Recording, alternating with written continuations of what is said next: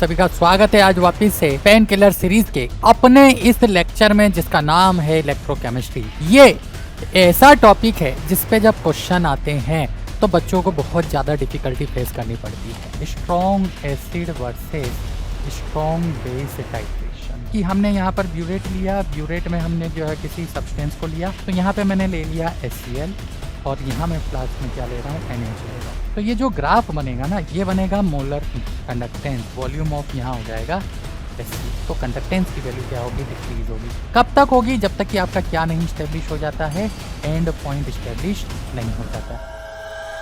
Hello बच्चों, क्या हालचाल, कैसे हैं आप सभी? आप सभी का स्वागत है आज वापस से पेन किलर सीरीज के अपने इस लेक्चर में जिसका नाम है इलेक्ट्रोकेमिस्ट्री। एंड आज जो हम टॉपिक डिस्कस करने वाले हैं बच्चों, वो है कंडक्टोमेरिक टाइट्रेशन।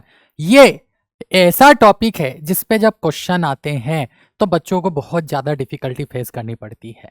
और कंडक्टोमेरिक टाइट्रेशन ही क्यों हमने चूज किया, तो मैं आपको थोड़ा सा अगर बताऊं तो बेटा, कंडक्टोमेरिक टाइट्रेशन में एक तरह से आपका टाइट्रेशन तो है ही। अब टाइट्रेशन है तो टाइट्रेशन में वो क्या करता है, वो आयनिक का भी कंसेप्ट लगा देता है। टाइट्रेशन में वो इलेक्ट्रोकेमिस्ट्री को भी इन्वॉल्व करता है और टाइट्रेशन में ही वो क्या करता है, आपकी थर्मो भी ले लेता है ना। तो वो क्या करता है कि जब क्वेश्चन पूछता है ना, तो टाइट्रेशन अपने आप में एक पूरा चैप्टर है और जिसके अंदर आपका इलेक्ट्रोकेमिस्ट्री यूज हो रहा है। आयनिक तो नो डाउट यूज ही हो रहा है, मोल कंसेप्ट तो खैर बाय डिफॉल्ट है जिसकी हम बात नहीं करते, बट मैं लिख देता हूं कि मोल तो वैसे भी यूज होने वाला है। और वो थर्मो को भी इन्वॉल्व करने लग गया है आजकल टाइट्रेशन के अंदर। तो वो टाइट्रेशन में इन सब को क्या करता है, क्लब कर लेता है। ये चारों चैप्टर को वो मिक्स कर देता है। और ऊपर से बात क्या है, कंडक्टोमेरिक टाइट्रेशन की बात है, तो इसके अंदर टाइट्रेशन के ये चारों चैप्टर के कंसेप्ट इन्वॉल्व होके वो क्या करता है, ग्राफिकल क्वेश्चन यहाँ पे पुटअप करता है। तो इन क्वेश्चंस को कैसे डील करें, किस तरह से उसकी अप्रोच करें, आज के इस लेक्चर में हम वही सारे क्वेश्चंस क्या करने वाले हैं, डिस्कस करने वाले हैं। तो आप एक एक क्वेश्चन को बहुत ध्यान से देखिएगा, सोल्व कीजिएगा। और आज के इस लेक्चर में मैं कुछ एक ऐसा तूफानी पैराग्राफ भी आपके साथ डिस्कस करूंगा जो ना तो आज तक आपने पढ़ा होगा, ना कहीं देखा होगा। रीजन बीइंग, ये सिर्फ इंडिया के जो टॉप 3 स्टूडेंट्स होते हैं जो कि इंडिया को रिप्रेजेंट करते हैं, वही सोल्व करते हैं। ठीक है, उन्हीं को वो क्वेश्चन देखने को मिलते हैं। अब मेरा तात्पर्य आप समझ गए होंगे कि मैं किन की बात कर रहा हूं, कि इंडिया के टॉप 3 स्टूडेंट्स इंडिया को क्या कर रहे हैं, रिप्रेजेंट कर रहे हैं। वो टॉप 3 स्टूडेंट्स ही उस प्रॉब्लम को सोल्व करते हैं। यानी आप समझ गए होंगे मैं किस लेवल की बात कर रहा हूं। वहां पे आया हुआ क्वेश्चन भी आज जो कि इस चैप्टर से, इस टॉपिक से रिलेटेड है, मैं आपके सामने डिस्कस करने वाला हूं। तो स्टार्ट करते हैं आज के इस लेक्चर को बिना टाइम वेस्ट किए। सबसे पहले हम इस क्वेश्चन की बात करते हैं। तो देखो, इस क्वेश्चन का फ्रेमिंग देखो। फ्रेमिंग क्या है कि एक तरफ आपको ग्राफ दे दिया गया है, अच्छा कुछ लिखा नहीं है, मतलब वो अंडरस्टूड है कि ग्राफ हमें कंडक्टोमेरिक टाइट्रेशन में जो हम ग्राफ बनाते हैं वो किस किस के बीच में बनाते हैं। तो यहाँ पे हम वॉल्यूम ले लेते हैं, है ना, और यहाँ पे हम उसकी कंडक्टेंस को कैलकुलेट कर लेते हैं। ये अंडरस्टूड है। इस क्वेश्चन, ये आया हुआ क्वेश्चन है, ठीक है। कहाँ आया हुआ है ये सब सोर्स, आप लोग जितने ज़्यादा ओलंपियाड्स और एडवांस के क्वेश्चन सोल्व करोगे तो आपको उतने ज़्यादा चीज़ें समझ में आएगी कि किस तरह से क्वेश्चंस आते हैं, ठीक है। तो यहाँ पर ये अंडरस्टूड है कि जो ग्राफ बन रहा है वो मोलर कंडक्टेंस और वॉल्यूम के बीच में बन रहा है। अब क्वेश्चन ने हमें देखो यहाँ पर क्या दिया हुआ है कि following 3 plots show variation of conductance, देखो दे दिया, विद ml ऑफ टाइट्रेंट। अब बहुत सारे बच्चों को यहाँ कंफ्यूजन होता है कि सर टाइट्रेंट क्या होता है और एनालाइट क्या होता है, ठीक है। तो टाइट्रेंट क्या होता है और एनालाइट क्या होता है, ये आप सभी जानते हैं। अच्छा, टाइट्रेशन में होता क्या है कि ये हमारे पास क्या होता है बेटा, एक ब्यूरेट होती है। इस ब्यूरेट से हमारा सॉल्यूशन किसके अंदर एंटर होता है, वो फ्लास्क के अंदर एंटर होता है। अच्छा, इस फ्लास्क में जो सॉल्यूशन हम फिल करते हैं उसकी कॉन्सेंट्रेशन क्या होती है, उसकी कॉन्सेंट्रेशन अननोन होती है। उसकी कॉन्सेंट्रेशन क्या होती है, उसकी कॉन्सेंट्रेशन अननोन होती है। और जो नॉन कॉन्सेंट्रेशन होता है उसकी कॉन्सेंट्रेशन को हम जनरली किस में क्या करते हैं, फिल करते हैं। किसके अंदर फिल करते हैं, तो हम उसको ब्यूरेट के अंदर फिल करते हैं। अब बात आती है कि एनालाइट क्या है और टाइट्रेंट क्या है, तो हम थोड़ा सा इसके बारे में भी हम थोड़ा सा बात कर लेते हैं, ठीक है। तो एनालाइट वो होता है जिसकी सॉल्यूशन कंसेंट्रेशन अननोन होती है ना। तो यहां पर देखो 2 वर्ड लिखे हुए हैं, एक है एनालाइट। तो बच्चों एनालाइट का मतलब क्या होता है, मैं लिखता जाता हूं यहां पर, एनालाइट अननोन कॉन्सेंट्रेशन, ठीक है। और टाइट्रेंट क्या होता है? ये होता है नॉन कंसंट्रेशन। ये सभी आप जानते हो, बट मैंने ये लिख दिया आप लोगों के रेफरेंस के लिए। तो हमें यहाँ पर अननोन कंसंट्रेशन वाले सॉल्यूशन की कंसंट्रेशन को फाइंड आउट करना होता है किसी नॉन कंसंट्रेशन वाले सॉल्यूशन को ऐड करके। तो हम क्या करते हैं, यहाँ ब्यूरेट में से सॉल्यूशन यहाँ पर एंटर कराते हैं और इंडिकेटर डालते हैं, ताकि जब एंड पॉइंट अचीव हो जाए तो हमें क्या दिख जाए, कलर चेंज शो दिख जाए, और इसको हम क्या करते हैं, परफॉर्म करते हैं। तो ये टाइट्रेशन का बेसिक सा कंसेप्ट होता है। तो यहाँ ग्राफ दिया conductance versus volume of titrant. Volume of titrant मतलब जिसको हम किस में ले रहे हैं, ब्यूरेट में ले रहे हैं, क्योंकि उसकी कॉन्सेंट्रेशन यहाँ पर क्या है, नॉन है, और एनालाइट जो है उसकी कॉन्सेंट्रेशन अननोन है, उसको हम फ्लास्क में ले रहे हैं। Added for 3 titration of aqueous solution of, अच्छा किस किस का एक्वस सॉल्यूशन है आपके पास, Na2SO4, NH4 whole twice SO4 and BaCl2। इन तीनों का हमारे पास क्या है, एक्वस सॉल्यूशन है, जो कि यहाँ पर एज ए क्या हो रहे हैं, एनालाइट यूज हो रहे हैं, जो कि यहाँ पर एज ए टाइट्रेंट यूज हो रहे हैं। मतलब ये हमारे पास क्या है, टाइट्रेंट का रोल प्ले कर रहे हैं। अब हमारे को किस किस की कॉन्सेंट्रेशन अननोन है, यहाँ पर BaCl2, Na2SO4 एंड BaCl2, ये अननोन कॉन्सेंट्रेशन है। इनके साथ हम 3 डिफरेंट एक्सपेरिमेंट में ये टाइट्रेशन परफॉर्म कर रहे हैं। तो अब क्वेश्चन को कैसे सॉल्व करें, तो बेटा ऐसे क्वेश्चन को सॉल्व करने का सबसे बेस्ट तरीका होता है कि आप पहले रिएक्शन लिखो। आपको देखो हर आयन की यहाँ पर क्या दे रखी है, मोलर आयनिक कंडक्टेंस दे रखी है। हर आयन की क्या दी हुई है, मोलर आयनिक कंडक्टेंस आपको दी हुई है, ठीक है। और आपको एनालाइट क्या और टाइट्रेंट क्या है वो भी दिया हुआ है, और आपको बताना है कि ये 3 ग्राफ है 1 2 3, कौन सा वाला ग्राफ कौन सी वाली टाइट्रेशन को रिप्रेजेंट कर रहा है। तो हम क्या करें, सबसे बेस्ट है कि पहले ना इन सब की रिएक्शन लिखते हैं। तो सबसे फर्स्ट अगर हम बात करें तो पहले क्या है, BaCl2 है ना। ये BaCl2 किसके साथ रिएक्ट कर रहा है, तो BaCl2 को देखो यहाँ पर हम किसके साथ रिएक्ट करा रहे हैं, NH4 होल ट्वाइस SO4 के साथ। तो ये रहा हमारा NH4 होल ट्वाइस SO4। क्या रिएक्शन होगी, तो आपको पता है कि BaSO4 as a precipitate out हो जाएगा, और साथ में क्या बचेगा हमारे पास, ट्वाइस NH4Cl बनेगा, है ना। अब देखो ये प्रेसिपिटेट आउट हो रहा है, तो ये तो आयनिक फॉर्म में नहीं है, इसको तो हम साइड लाइन कर देते हैं। हमारे पास पहले क्या था कि हमारे पास पहले सॉल्यूशन में BaCl2 था, अब सॉल्यूशन में क्या आ गया, ट्वाइस NH4Cl आ गया। तो कंडक्टेंस में क्या फर्क पड़ा, ये हमें चेक करना है, ये हमें क्या करना है, चेक करना है। तो हम क्या करेंगे, BaCl2 की मोलर आयनिक कंडक्टेंस निकालेंगे। BaCl2 की टोटल मोलर कंडक्टेंस कैसे निकालोगे, तो ये हो जाएगी आयनिक conductance of Ba2 plus ion, क्योंकि ऐसे ही ब्रेक होता है, plus twice of ionic conductance of Cl minus ion, है ना। अगर हम इनफाइनाइट डाइल्यूशन पे बात करते हैं तो हम इनफाइनाइट डाइल्यूशन वाला कंसेप्ट लगाते हैं, ठीक है। आप लोगों ने ये चीजें पढ़ी होंगी। अब उसने ऐसा कुछ मेंशन नहीं किया है कि इनफाइनाइट डाइल्यूशन पे है या नहीं है ना। बाय डिफॉल्ट हम मान के चल रहे हैं कि ऐसी चीज़ों में हम ये जो कैलकुलेशन होती है वो इनफाइनाइट डाइल्यूशन पे कर रहे हैं। तो हमें Ba2 प्लस की देखो यहाँ पे 127.3 दी हुई है, और Cl की 76.4 दी गई है। तो जब हम यहाँ वैल्यू लिखेंगे तो ये हो जाएगा 127.3 प्लस ट्वाइस ऑफ 76.4।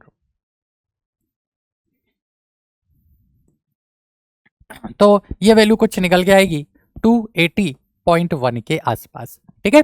तो पहले जो हमारे पास फ्लास्क था, उस फ्लास्क में टोटल जो मोलर कंडक्टेंस थी वो कितना था, वो 280.1 था। अब जब हमने रिएक्शन करा दी, टाइट्रेशन को कंप्लीट कराया, तो हमारे पास क्या बन रहा है, NH4Cl, जिसकी है ना कंडक्टेंस क्या है वो हम देख लेते हैं। तो NH4Cl ब्रेक होता है NH4 plus ion and Cl minus ion.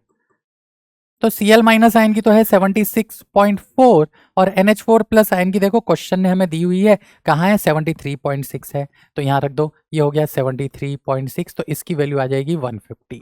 अब इतना लिखने के बाद भी आप लोग इस क्वेश्चन को गलत कर देते हो। क्या गलती करते हो, क्योंकि खेल अब यहीं से स्टार्ट हुआ।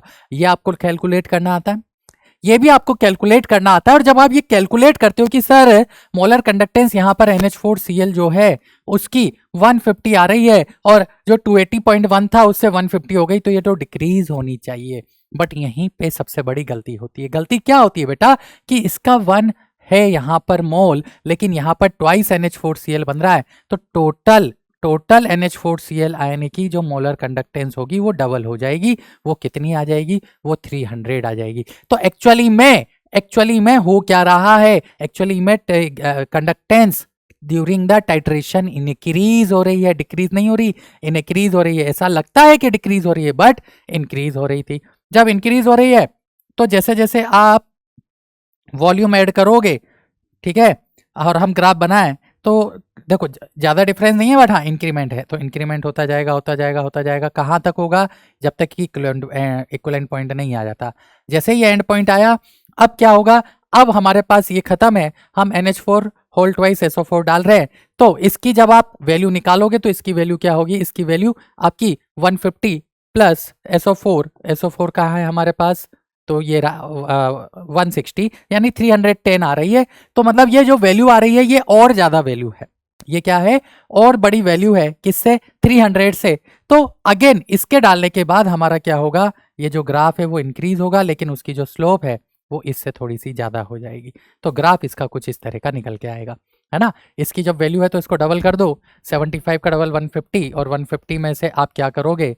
1.4 2.8 हटा दो, ठीक है, 3 हटा दो एक तरह से, तो 147 और 307.2 ये आ रहा है इसका वैल्यू। तो ये हमारा क्या था? फर्स्ट वाले का ग्राफ बना। अब सेकंड वाली रिएक्शन देखें। सेकंड वाली रिएक्शन में क्या हो रहा है बेटा? देखो सेकंड वाली रिएक्शन में हमारा Na2SO4 और BaCl2 आपस में क्या कर रहा है? रिएक्ट कर रहा है। तो जब Na2SO4 रिएक्ट कर रहा है किसके साथ? BaCl2 के साथ। अगेन फ्लास्क में क्या है? तो एनालाइट हमारा फ्लास्क में होता है, तो एनालाइट यहाँ पर कौन है? Na2SO4 एनालाइट है। तो ये हमारा एनालाइट है, यानी ये हमारा किस में दिया हुआ है? फ्लास्क में दिया हुआ है। हम क्या कर लेते हैं? ग्राफ बना लेते हैं।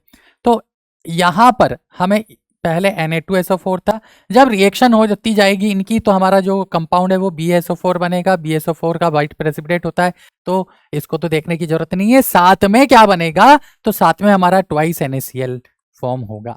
जब ट्वाइस NaCl फॉर्म होगा तो अगेन हम क्या करते हैं? यहाँ पर इसकी मोलर कंडक्टेंस निकाल लेते हैं और इसकी मोलर कंडक्टेंस निकाल लेते हैं और उसके बेसिस पे एनालिसिस करेंगे। तो ये हो जाएगा twice Na plus SO4 minus. अगर हम पीछे से देखें तो SO4 माइनस की जो कंडक्टेंस है वो 160 है, और जो भी Na प्लस की होगी उसको किससे मल्टीप्लाई करना है? 2 से मल्टीप्लाई करना है। ये रही SO4 माइनस की, और Na प्लस की कितनी है? 50.1। तो ये देखो डाटा ही बहुत सिंपल दिया हुआ है, 2 इंटू 50.1, तो इसकी वैल्यू आ गई 260.2। तो जो Na2SO4 है इसकी टोटल मोलर कंडक्टेंस पहले 60.2 थी, और जब हम NaCl की निकालेंगे तो NaCl में हो गया Na plus 50.1 plus Cl minus का डाटा हम देख लेते हैं कि कितना दिया हुआ है।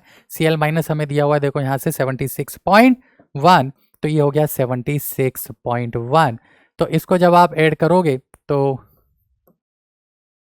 ये 126.2 आया। लेकिन अगेन यहाँ तक सब सही करने के बाद आप वही गलती दोबारा ना रिपीट करें, तो आप याद रखना कि टोटल जो NaCl की कंडक्टेंस हो जाएगी वो इसका डबल हो जाएगी। डबल हम यहाँ पे इंक्लूड करेंगे तो ये कितना हो गया? ये हो गया 252.4। तो अगर हम ध्यान से देखें तो पहले कंडक्टेंस 260.2 है और बाद में कंडक्टेंस 252.4 हो रही है, यानी जो मोलर कंडक्टेंस है वो क्या हो रही है? वो डिक्रीज हो रही है। तो मोलर कंडक्टेंस डिक्रीज हो रही है, कब तक डिक्रीज होगा? ज़्यादा स्लोप नहीं होगा, ठीक है, जब तक कि आपका एंड पॉइंट अचीव नहीं हो जाता। उसके बाद आप देखो, उसके बाद क्या कर रहे हो आप?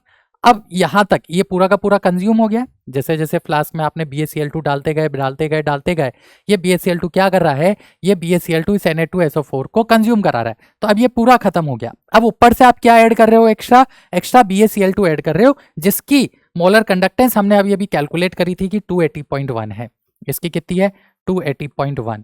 यानी अब 260.2 तो खत्म, ऊपर से अब और BaCl2 आप डाल रहे हो, तो 280.1 बनने के कारण मोलर कंडक्टेंस क्या होगी? वापस से इंक्रीज होती जाएगी। तो ये हमारा क्या हो गया? ग्राफ इंक्रीज होते हुए निकल के आएगा। तो ये इस तरह का कुछ ग्राफ बनेगा इसके लिए, है ना। तो इसी तरह से आप थर्ड वाले पार्ट को भी क्या कर लोगे? देख लोगे। तो अगर हम ध्यान से देखें तो ये जो फर्स्ट ग्राफ है ये देखो डिक्रीमेंट है इसमें। उसके बाद ये डिक्रीमेंट वाला ग्राफ हमने बनाया है। कहाँ बनाया है? तो हमने ये बनाया है, ये सेकेंड रिएक्शन के लिए है ना। सेकेंड रिएक्शन बोले तो बी वाले के लिए। तो ये हो गया बी वाला, फर्स्ट का हो गया बी। अच्छा, इसके बाद वाला ये वाला जो ग्राफ है ये वाला ही फर्स्ट रिएक्शन बोले तो ए रिएक्शन के लिए है, ए वाली टाइट्रेशन के लिए ये वाला ग्राफ। ये वाला ग्राफ कहाँ है? तो ये रहा, ये हमारा ए वाले के लिए हो गया, ठीक है, और ये हमारा किसके लिए हो गया? सी वाले के लिए हो गया। तो इस तरह से हम क्या करते हैं, कंडक्टेंस की कैलकुलेशन करते हैं। बट जैसे ही आप ये लिखोगे ना, जैसे ही आप ये लिखोगे ना, आपका क्वेश्चन गलत हो जाएगा। क्यों गलत हो जाएगा, चलो आगे समझाते हैं। इसलिए बोला जाता है कि क्वेश्चन को पूरा सॉल्व करें, इसीलिए बोला जाता है कि क्वेश्चन को क्या करें, पूरा का पूरा सॉल्व करें। क्यों? क्योंकि हमने देखो वैल्यूज निकाली है, यहां पर 280.1 आई है, वहां 300 आई है, यहां पर इस ग्राफ को तो अपन ने चलो ड्रॉ कर लिया, 260 आई है और वहां पे 252.4 आई है ना। इसको अच्छा, ये यहां पर 0.4 है, तो ये यहाँ पे 262.5 और ये 253 हो जाएगा, ज्यादा फर्क उससे पड़ नहीं रहा है।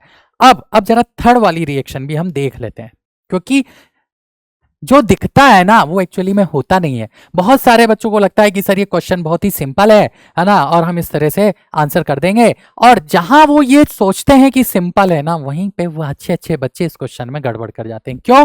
क्योंकि वैल्यूज आ गई, दो देखा अरे मैच कर रहा है, तीसरा वाला देखना ही भूल गया। तीसरे वाले को भी तो चेक कर लें, गड़बड़ तो यही स्टार्ट हो रही है एक्चुअली में कि आप तीसरा वाला ऑप्शन भी चेक नहीं कर रहे हो। आओ BaCl2 और Na2SO4 की टाइट्रेशन पे, चलो BaCl2 और Na2SO4 की बात करते हैं। तो ये रहा BaCl2 और इसमें हम ऐड कर रहे हैं Na2SO4, तो क्या बनेगा, BaSO4 जिसका कि व्हाइट प्रेसिपिटेट होता है plus twice NaCl reaction balance है। इसकी हम वैल्यू निकाल चुके हैं, कितना आ रही है, 253 आ रही है। इसकी भी वैल्यू हम निकाल चुके हैं, 280 आ रहा है, 280 पॉइंट समथिंग आ रहा है। तो ये क्या हो रहा है, ये डिक्रीज हो रहा है, ये डिक्रीज हो रहा है। अच्छा Na2SO4 भी हम शायद निकाल चुके हैं, 262 पॉइंट होता है, 260.2 होता है। चलो अब जरा इसका भी ग्राफ बनाएं। अब जब आप देखोगे इसका ग्राफ बना है तो क्या देखने को मिल रहा है कि 280.1 से वैल्यू हो रही है 253, तो यहां पे डिक्रीमेंट ज्यादा है, यहां पे डिक्रीमेंट ज्यादा है। और उसके बाद जब ये पूरा का पूरा कंज्यूम हो जाएगा एंड पॉइंट पे, एंड पॉइंट खत्म मतलब ये कंज्यूम हो गया, ये कंज्यूम हो गया किसमें, पूरा का पूरा किसके अंदर, NaCl के अंदर। तो अब बचा क्या, Na2SO4। अब Na2SO4 है तो 253 पे जा रहा था, इसको ऐड करने पर 260.2 आएगा। अब जब Na2SO4 डालेंगे तो कंडक्टेंस हमारी क्या होगी, इंक्रीज होगी, तो ग्राफ क्या होगा, इंक्रीज होता हुआ दिखाई देगा। अब लेकिन हमारे पास दिक्कत क्या हो गई, दिक्कत ये हो गई कि ये वाला ग्राफ और ये वाला ग्राफ कुछ कुछ सिमिलर सा बनेगा, लेकिन इसमें डिक्रीज होने की स्लोप बहुत ज्यादा है। लेकिन अगर हम इस वाले की बात करें तो इस वाले में जो डिफरेंस आ रहा है ना, देखो अगर इस वाले को हम जो ऑप्शन दिए उसके अकॉर्डिंग जाए तो 260 से 254 ज्यादा कुछ डिफरेंस नहीं है, यानी ये ऑलमोस्ट क्या होगा, ये ऑलमोस्ट इनिशियली कांस्टेंट जैसा बिहेव करेगा, थोड़ा सा डिक्लाइनिंग होगा, बहुत कम होगा, और उसके बाद ये भी क्या होगा, इंक्रीज होगा। तो इस हिसाब से यानी जो हमारा बी वाला है तो ये हमारे पास ग्राफ आ गए हैं। फर्स्ट वाले का ग्राफ हमारा कंटिन्यूअसली, ए का हमारा ये वाला नेचर आ रहा है, बी का ऑलमोस्ट कांस्टेंट फिर इंक्रीजिंग है, और सी वाले की अगर हम बात करें तो पहले डिक्रीज और फिर इंक्रीज हो रहा है।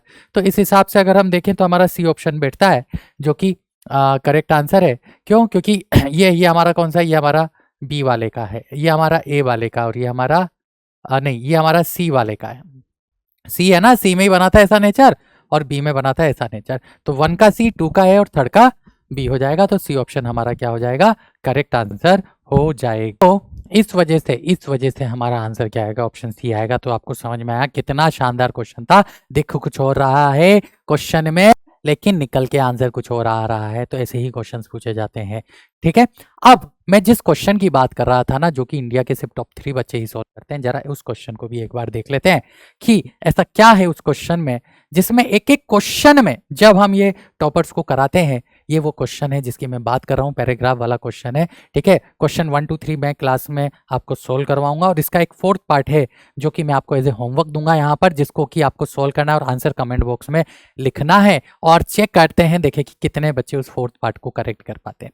तो बच्चों ये इतना प्यारा क्वेश्चन है ना कि इसमें उसने टाइट्रेशन में इलेक्ट्रोकेमिस्ट्री और किसको, कोऑर्डिनेशन कंपाउंड एंड इक्विलिब्रियम को इस तरह से मिक्स किया है ना कि अच्छे अच्छे बच्चे इसमें क्या कर जाते हैं, गलती कर जाते हैं। क्या क्या मिक्स किया ये तो आपको क्वेश्चन सोल्व करने के बाद समझ में आएगा। पहले एक बार क्वेश्चन पढ़ते हैं कि ये जो क्वेश्चन है ये क्वेश्चन क्या बोल रहा है। हमें समझ में आ रहा है कि कुछ तो ग्राफ दिया है यहाँ पर, ईएमएफ वर्सेस किसके बीच में, वॉल्यूम के बीच में, ठीक है। ईएमएफ आपको बताइए इलेक्ट्रोमोटिव फोर्स है ना, cell potential versus volume of, यहाँ पर किसका है वो हमें क्वेश्चंस की रीडिंग से समझ में आएगा।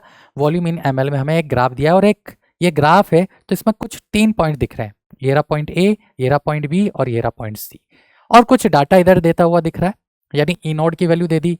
ई नोड आप सबको पता है Ag + 2Ag, E node of calomel भी दे दिया, KsP ऑफ AgCN दे दिया, देखो सोल्युबिलिटी प्रोडक्ट को मिक्स किया है, KsP ऑफ AgCl दे दिया है, और β2 = ये कुछ लिखा है, यानी ये इक्विलिब्रियम कांस्टेंट दे दिया गया है। ये कुछ कॉम्प्लेक्स फॉर्मेशन हो रहा है। कॉम्प्लेक्स फॉर्मेशन हम आप कोऑर्डिनेशन कंपाउंड में पढ़ते हो, ठीक है। तो कॉम्प्लेक्स फॉर्मेशन को भी इसने यहाँ पर इंक्लूड कर दिया, और इसका फॉर्मेशन कांस्टेंट हमें दे दिया है 10⁻21.1, जो कि बहुत ज्यादा है।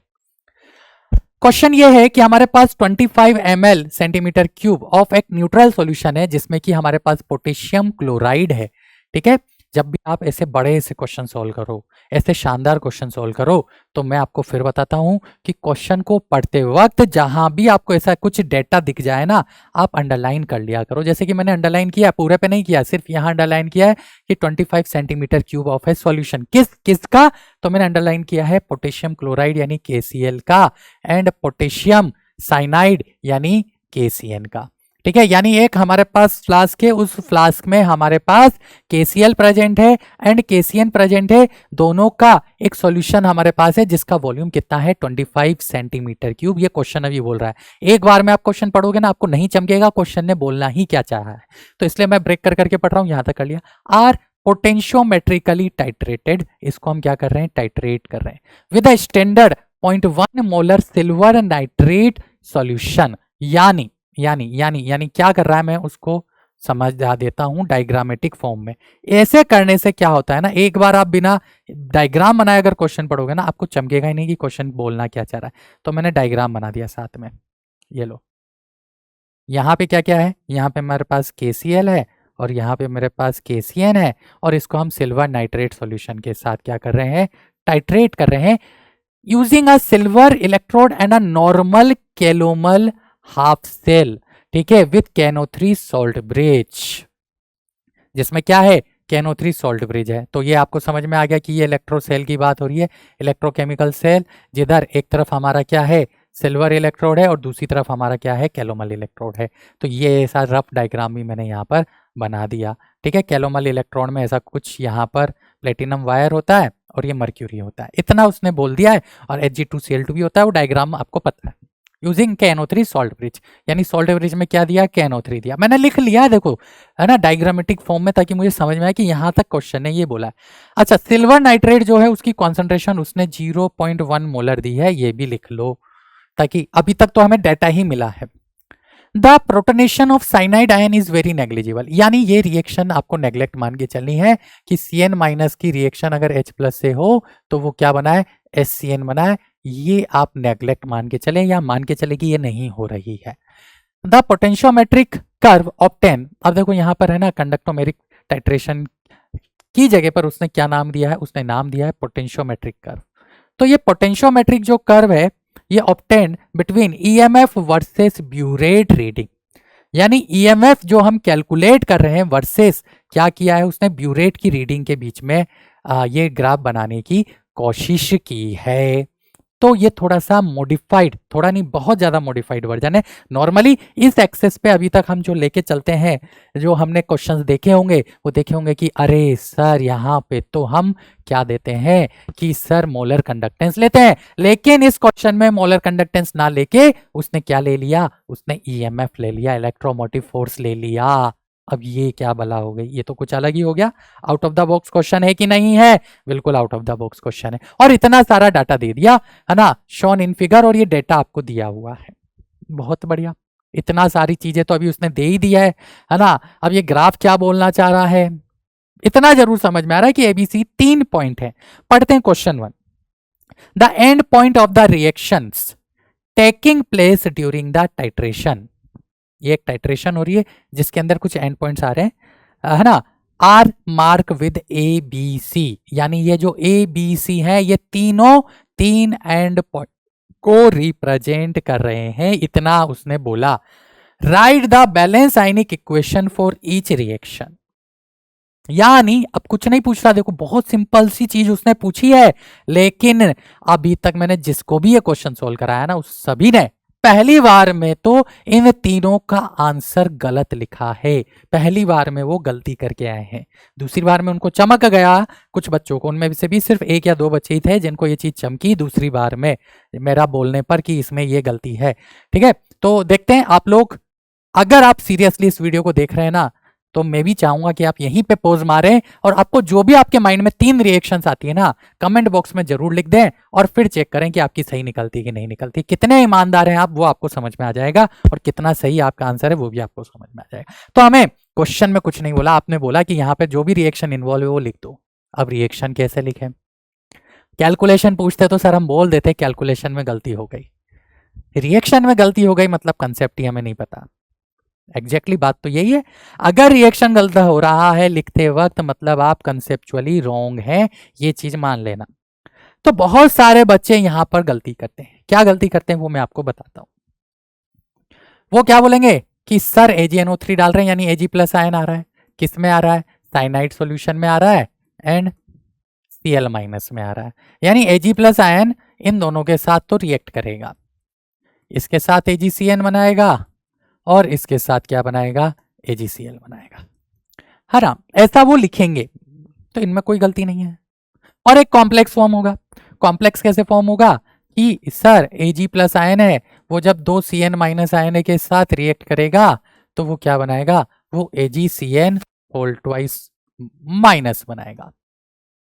कुछ बच्चे यहां पर ये भी बोलते हैं, जो कि डिस्कशन के दौरान मेरे को निकल के आया, मैं आपको बताता हूं कि कुछ बच्चे ये भी गलती करेंगे कि सर ये जो AgCN बनाना, ये AgCN फर्दर क्या करेगा? Cn माइनस से रिएक्ट करेगा और AgCN होल ट्वाइस बनाएगा। ये भी यहां पर पॉसिबल मेरे को रिएक्शन देखने को मिलती है। तो ये कुछ 4 जो कि नॉर्मल बच्चों ने, मतलब जो कि मेरे को अच्छे बच्चों ने जब ये क्वेश्चन डिस्कस कराया तो ये 4 रिएक्शन दी, लेकिन उसने ये नहीं बोला कि आपको सिर्फ 4 रिएक्शन लिखनी है या 3 रिएक्शन लिखनी है ना। इनमें से कौन सी 4 करेक्ट में से 3 करेक्ट है, कौन सी नहीं है, वो अभी अपन डिस्कस करेंगे। उसने बोला A पे कौन सी होगी, B पे कौन सी होगी और C पे कौन सी होगी। तो सबसे पहले तो ये बात करते हैं कि कौन कौन सी रिएक्शन करेक्ट है, कौन कौन सी रॉन्ग है। तो देखो हो क्या रहा है, ध्यान से समझना। आप AgNO3 को डाल रहे हो KCl और KCN के सॉल्यूशन में, तो ये तो समझ में आता है कि Ag प्लस आयन की रिएक्शन होगी Cl minus and Cn minus से, बट पहले किससे? Ag प्लस की रिएक्शन होगी Cn minus and Cl minus से, बट पहले किससे?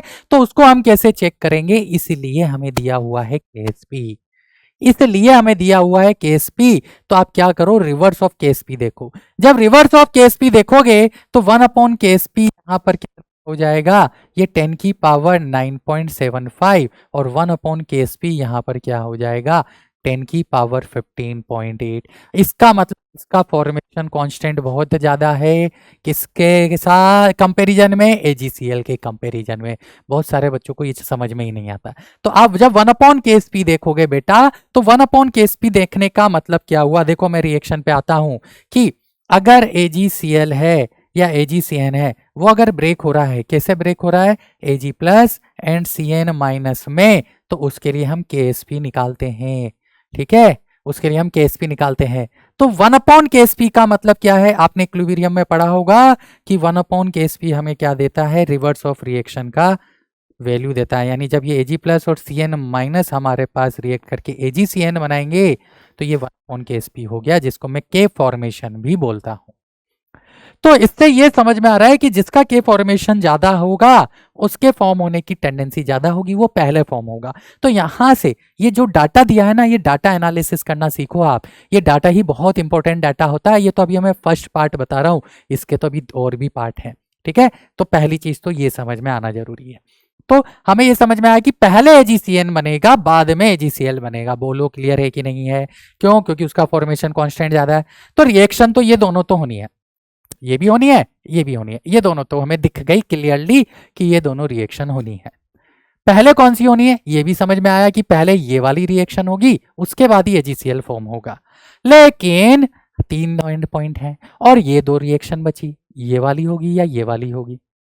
ठीक है, तो ये 2 तो क्लियर हो गई। अब इन दोनों में कोई एक करेक्ट है और कोई एक रॉन्ग है। क्या गलती है वो मैं आपको एक्सप्लेन करता हूं। गलती किसमें है और किसमें नहीं है समझते हैं। हम ऊपर से क्या डाल रहे हैं? हम इस ब्यूरेट से कौन सा आयन है जो कि ऐड कर रहे हैं? हम ऐड कर रहे हैं Ag प्लस आयन। हम क्या ऐड कर रहे हैं? Ag plus ion. किसके अंदर? फ्लास्क के अंदर। ठीक है, ये रहा फ्लास्क के अंदर। अब फ्लास्क के अंदर है Cn माइनस, पहले तो Cn माइनस ही कंज्यूम होना है ना, Cl नहीं होगा, ये तो यहां से क्लियर है। तो हो सकता है कि ये रिएक्शन हो रही हो, बट अब इन दोनों में से कौन सी रिएक्शन होगी वो समझने की कोशिश करते हैं। अगर ये पूरी की पूरी पहले हो रही होगी, ये रिएक्शन पहले हो रही होगी, तो फिर एक्स्ट्रा AgCN मतलब जो Ag प्लस आया वो Ag प्लस Cn माइनस को कंज्यूम कर चुका है पूरा का पूरा। जो Ag प्लस आया वो Cn माइनस को कंज्यूम कर चुका है पूरा का पूरा, क्योंकि Ag प्लस डालते जा रहे हो, Cn माइनस कंज्यूम होता जा रहा है, AgCN बनता जा रहा है। तो AgCN बन गया, अब Cn माइनस कहां से बचा ये तो बताओ। यहाँ पे बहुत सारे बच्चे गड़बड़ करते हैं। वो क्या सोचते हैं कि नहीं सर Cn माइनस बचा हुआ है, अरे Ag प्लस तो ऐड हो रहा है ऊपर से, तो AgCN तो बनता जाएगा बनता जाएगा बनता जाएगा, तो ये एक्स्ट्रा Cn माइनस कहां से आएगा? नहीं ना। यानी अल्टीमेटली जो भी Ag प्लस है वो Cn माइनस, हो सकता है कि ये AgCN बना है कुछ पॉइंट ऑफ टाइम के लिए, बट उसके बाद AgCN बनते ही वो AgCN होल ट्वाइस माइनस में कन्वर्ट हो जाएगा। अब इसको कैसे माने कि सर मैं जो बोल रहा हूं वो करेक्ट है कि नहीं है? चलो उसका प्रूफ दिखाता हूं। आपको कुछ दिया हुआ है जिस पे, इसलिए मैं बोलता हूं कि डेटा पे फोकस करो। आपने ये डेटा को ध्यान में ही नहीं रखा है। अरे ये क्या है? ये ध्यान से देखोगे तो इस रिएक्शन का, कौन सी रिएक्शन का? इस थर्ड वाली रिएक्शन का फॉर्मेशन कांस्टेंट है। जरा इसके लिए इक्विलिब्रियम कांस्टेंट लिखो तो कैसे लिखा जाएगा? AgCN का whole twice minus divided by concentration of Ag plus into concentration of Cn minus का स्क्वायर। बोलो ऐसे ही लिखा जाएगा कि नहीं लिखा जाएगा? बिल्कुल लिखा जाएगा। तो अरे भाई जब ये ऐसे लिखा जाएगा तो इस पे ध्यान क्यों नहीं दे रहे हो? इसका फॉर्मेशन कांस्टेंट तो सबसे ज्यादा है, सबसे ज्यादा है, तो सबसे पहले तो ये वाली रिएक्शन होनी चाहिए ना, AgCN भी नहीं बनना चाहिए। सबसे पहले तो कॉम्प्लेक्स फॉर्म होना चाहिए क्योंकि उसका फॉर्मेशन कांस्टेंट सबसे ज्यादा है। तो किस सीक्वेंस में रिएक्शन होनी चाहिए ये यहाँ पे डेटा से पता पड़ रहा है। अभी तक ग्राफ का कोई रोल नहीं आया। इस डेटा से समझ में आया कि सबसे पहले ये कॉम्प्लेक्स फॉर्म होगा, उसके बाद AgCN फॉर्म होगा, उसके बाद AgCl फॉर्म होगा। इस सीक्वेंस में रिएक्शन होगी। यानी जो पॉइंट A है उस पे ये AgCN होल ट्वाइस कॉम्प्लेक्स बनेगा, जो पॉइंट B है उस पे AgCN फॉर्म होगा, और जो पॉइंट C है उस पे AgCl फॉर्म होगा। बोलो समझा कि नहीं समझा? क्लियर हुआ? इस तरह से हमें सोचना था। यानी जिन्होंने ये रिएक्शन लिखी उनका आंसर वहीं गलत हो गया, क्योंकि पेपर सब्जेक्टिव होता है। एक गलती करी मतलब क्वेश्चन गलत हो गया, क्योंकि आगे सारी चीजें आप गलत करके आओगे। तो अब मैं पॉइंट A B C की रिएक्शन लिख देता हूं। पॉइंट A हमारा एंड पॉइंट 1 है, जिस पे Ag प्लस आयन क्या करेगा? 2 Cn माइनस आयन के साथ रिएक्ट कर रहा होगा, और AgCN होल ट्वाइस माइनस का क्या बना रहा होगा? कॉम्प्लेक्स फॉर्म कर रहा होगा।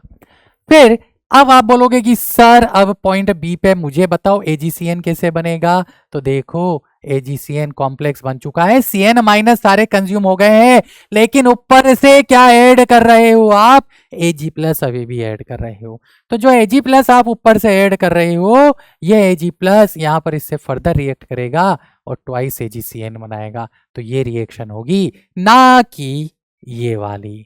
ये भी गलत और वो भी गलत। देखो हो गई ना गुगली? ये था क्वेश्चन। आपने सोचा सर ये रिएक्शन तो करेक्ट है, लिख आते हैं। गलत है। क्यों गलत है? क्योंकि पहले अगर कॉम्प्लेक्स बन रहा है तो बेटा ये तो बना ही नहीं, ये तो बना ही नहीं। ये तो तब बनता है जब पूरा का पूरा Ag प्लस Cn माइनस से रिएक्ट करता है और कॉम्प्लेक्स फॉर्म नहीं होता। कॉम्प्लेक्स फॉर्म हो रहा है तो Cn माइनस ले गया पूरा। अब कहाँ है Cn माइनस जो इस Ag प्लस को Cn माइनस से रिएक्ट कराओगे? एंड पॉइंट का मतलब होता है पूरा का पूरा खत्म।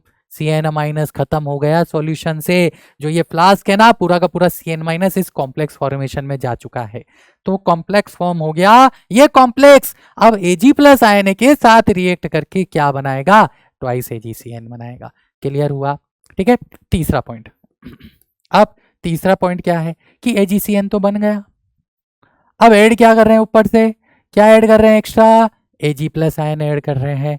तो वो Ag प्लस आयन जो आप एक्स्ट्रा ऐड कर रहे हो वो सॉल्यूशन में प्रेजेंट Cl माइनस से रिएक्ट करेगा और AgCl बनाएगा। तो ये 3 रिएक्शन इन्वॉल्व है 3 डिफरेंट एंड पॉइंट पे।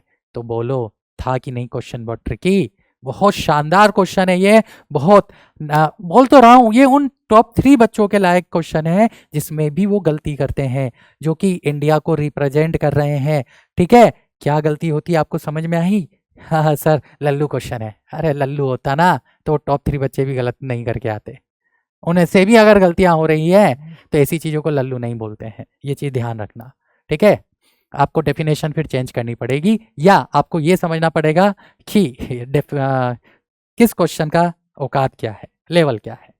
तो ये हमारा पार्ट 1 था।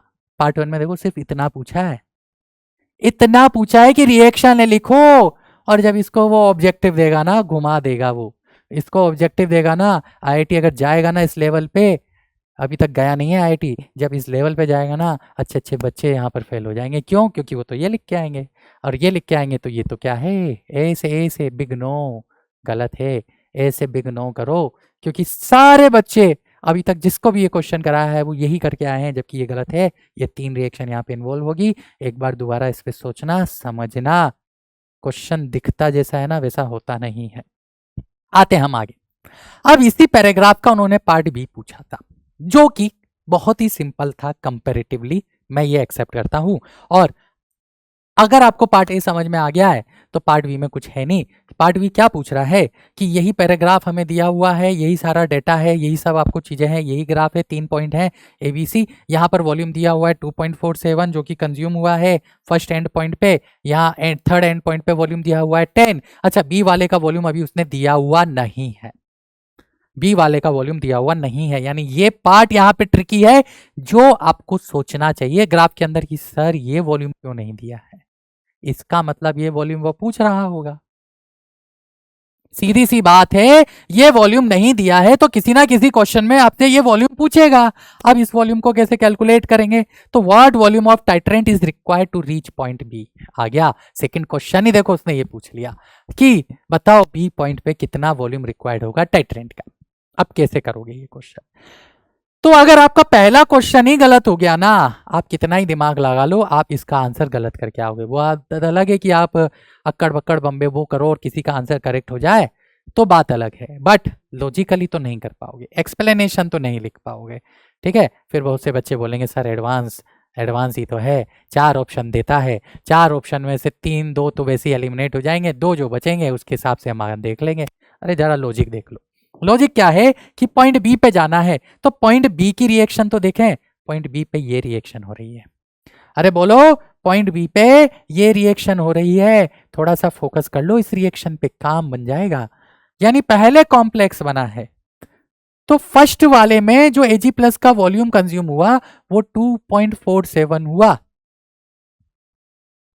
इसके 1 इक्विवेलेंट से इसका 1 इक्विवेलेंट फॉर्म होता है, तो इसके 2.47 से इसका 2.47 बना होगा, इतना वॉल्यूम कंज्यूम हो चुका है। फिर दोबारा एंड पॉइंट आ रहा है, दोबारा एंड पॉइंट आ रहा है, और दोबारा अगेन हमें क्या करना है, 1 इक्विवेलेंट ही कंज्यूम कराना है, तो दोबारा कितना वॉल्यूम कंज्यूम हो रहा होगा, 2.47 फिर कंज्यूम हो रहा होगा। तो बी एंड पॉइंट तक पहुंचते पहुंचते Ag प्लस का टोटल कितना वॉल्यूम कंज्यूम हुआ, तो ये हो गया 2 टाइम्स 2.47। रिलेटिवली इजी है, नो डाउट इजी है, बट वो तभी के सही होता जब आपका ये दोनों पार्ट क्या होता, करेक्ट होता। तो ये इसका आंसर है ना, लेकिन मैं फिर बोल रहा हूं ये तभी वो करेक्ट माना जाता जब आप उसका लॉजिकल एक्सप्लेनेशन दे पाते। अगर आपकी रिएक्शन गलत तो ये वाला पार्ट भी आपका गलत कंसीडर किया जाएगा। अब बात करते हैं इसके पॉइंट पार्ट सी की।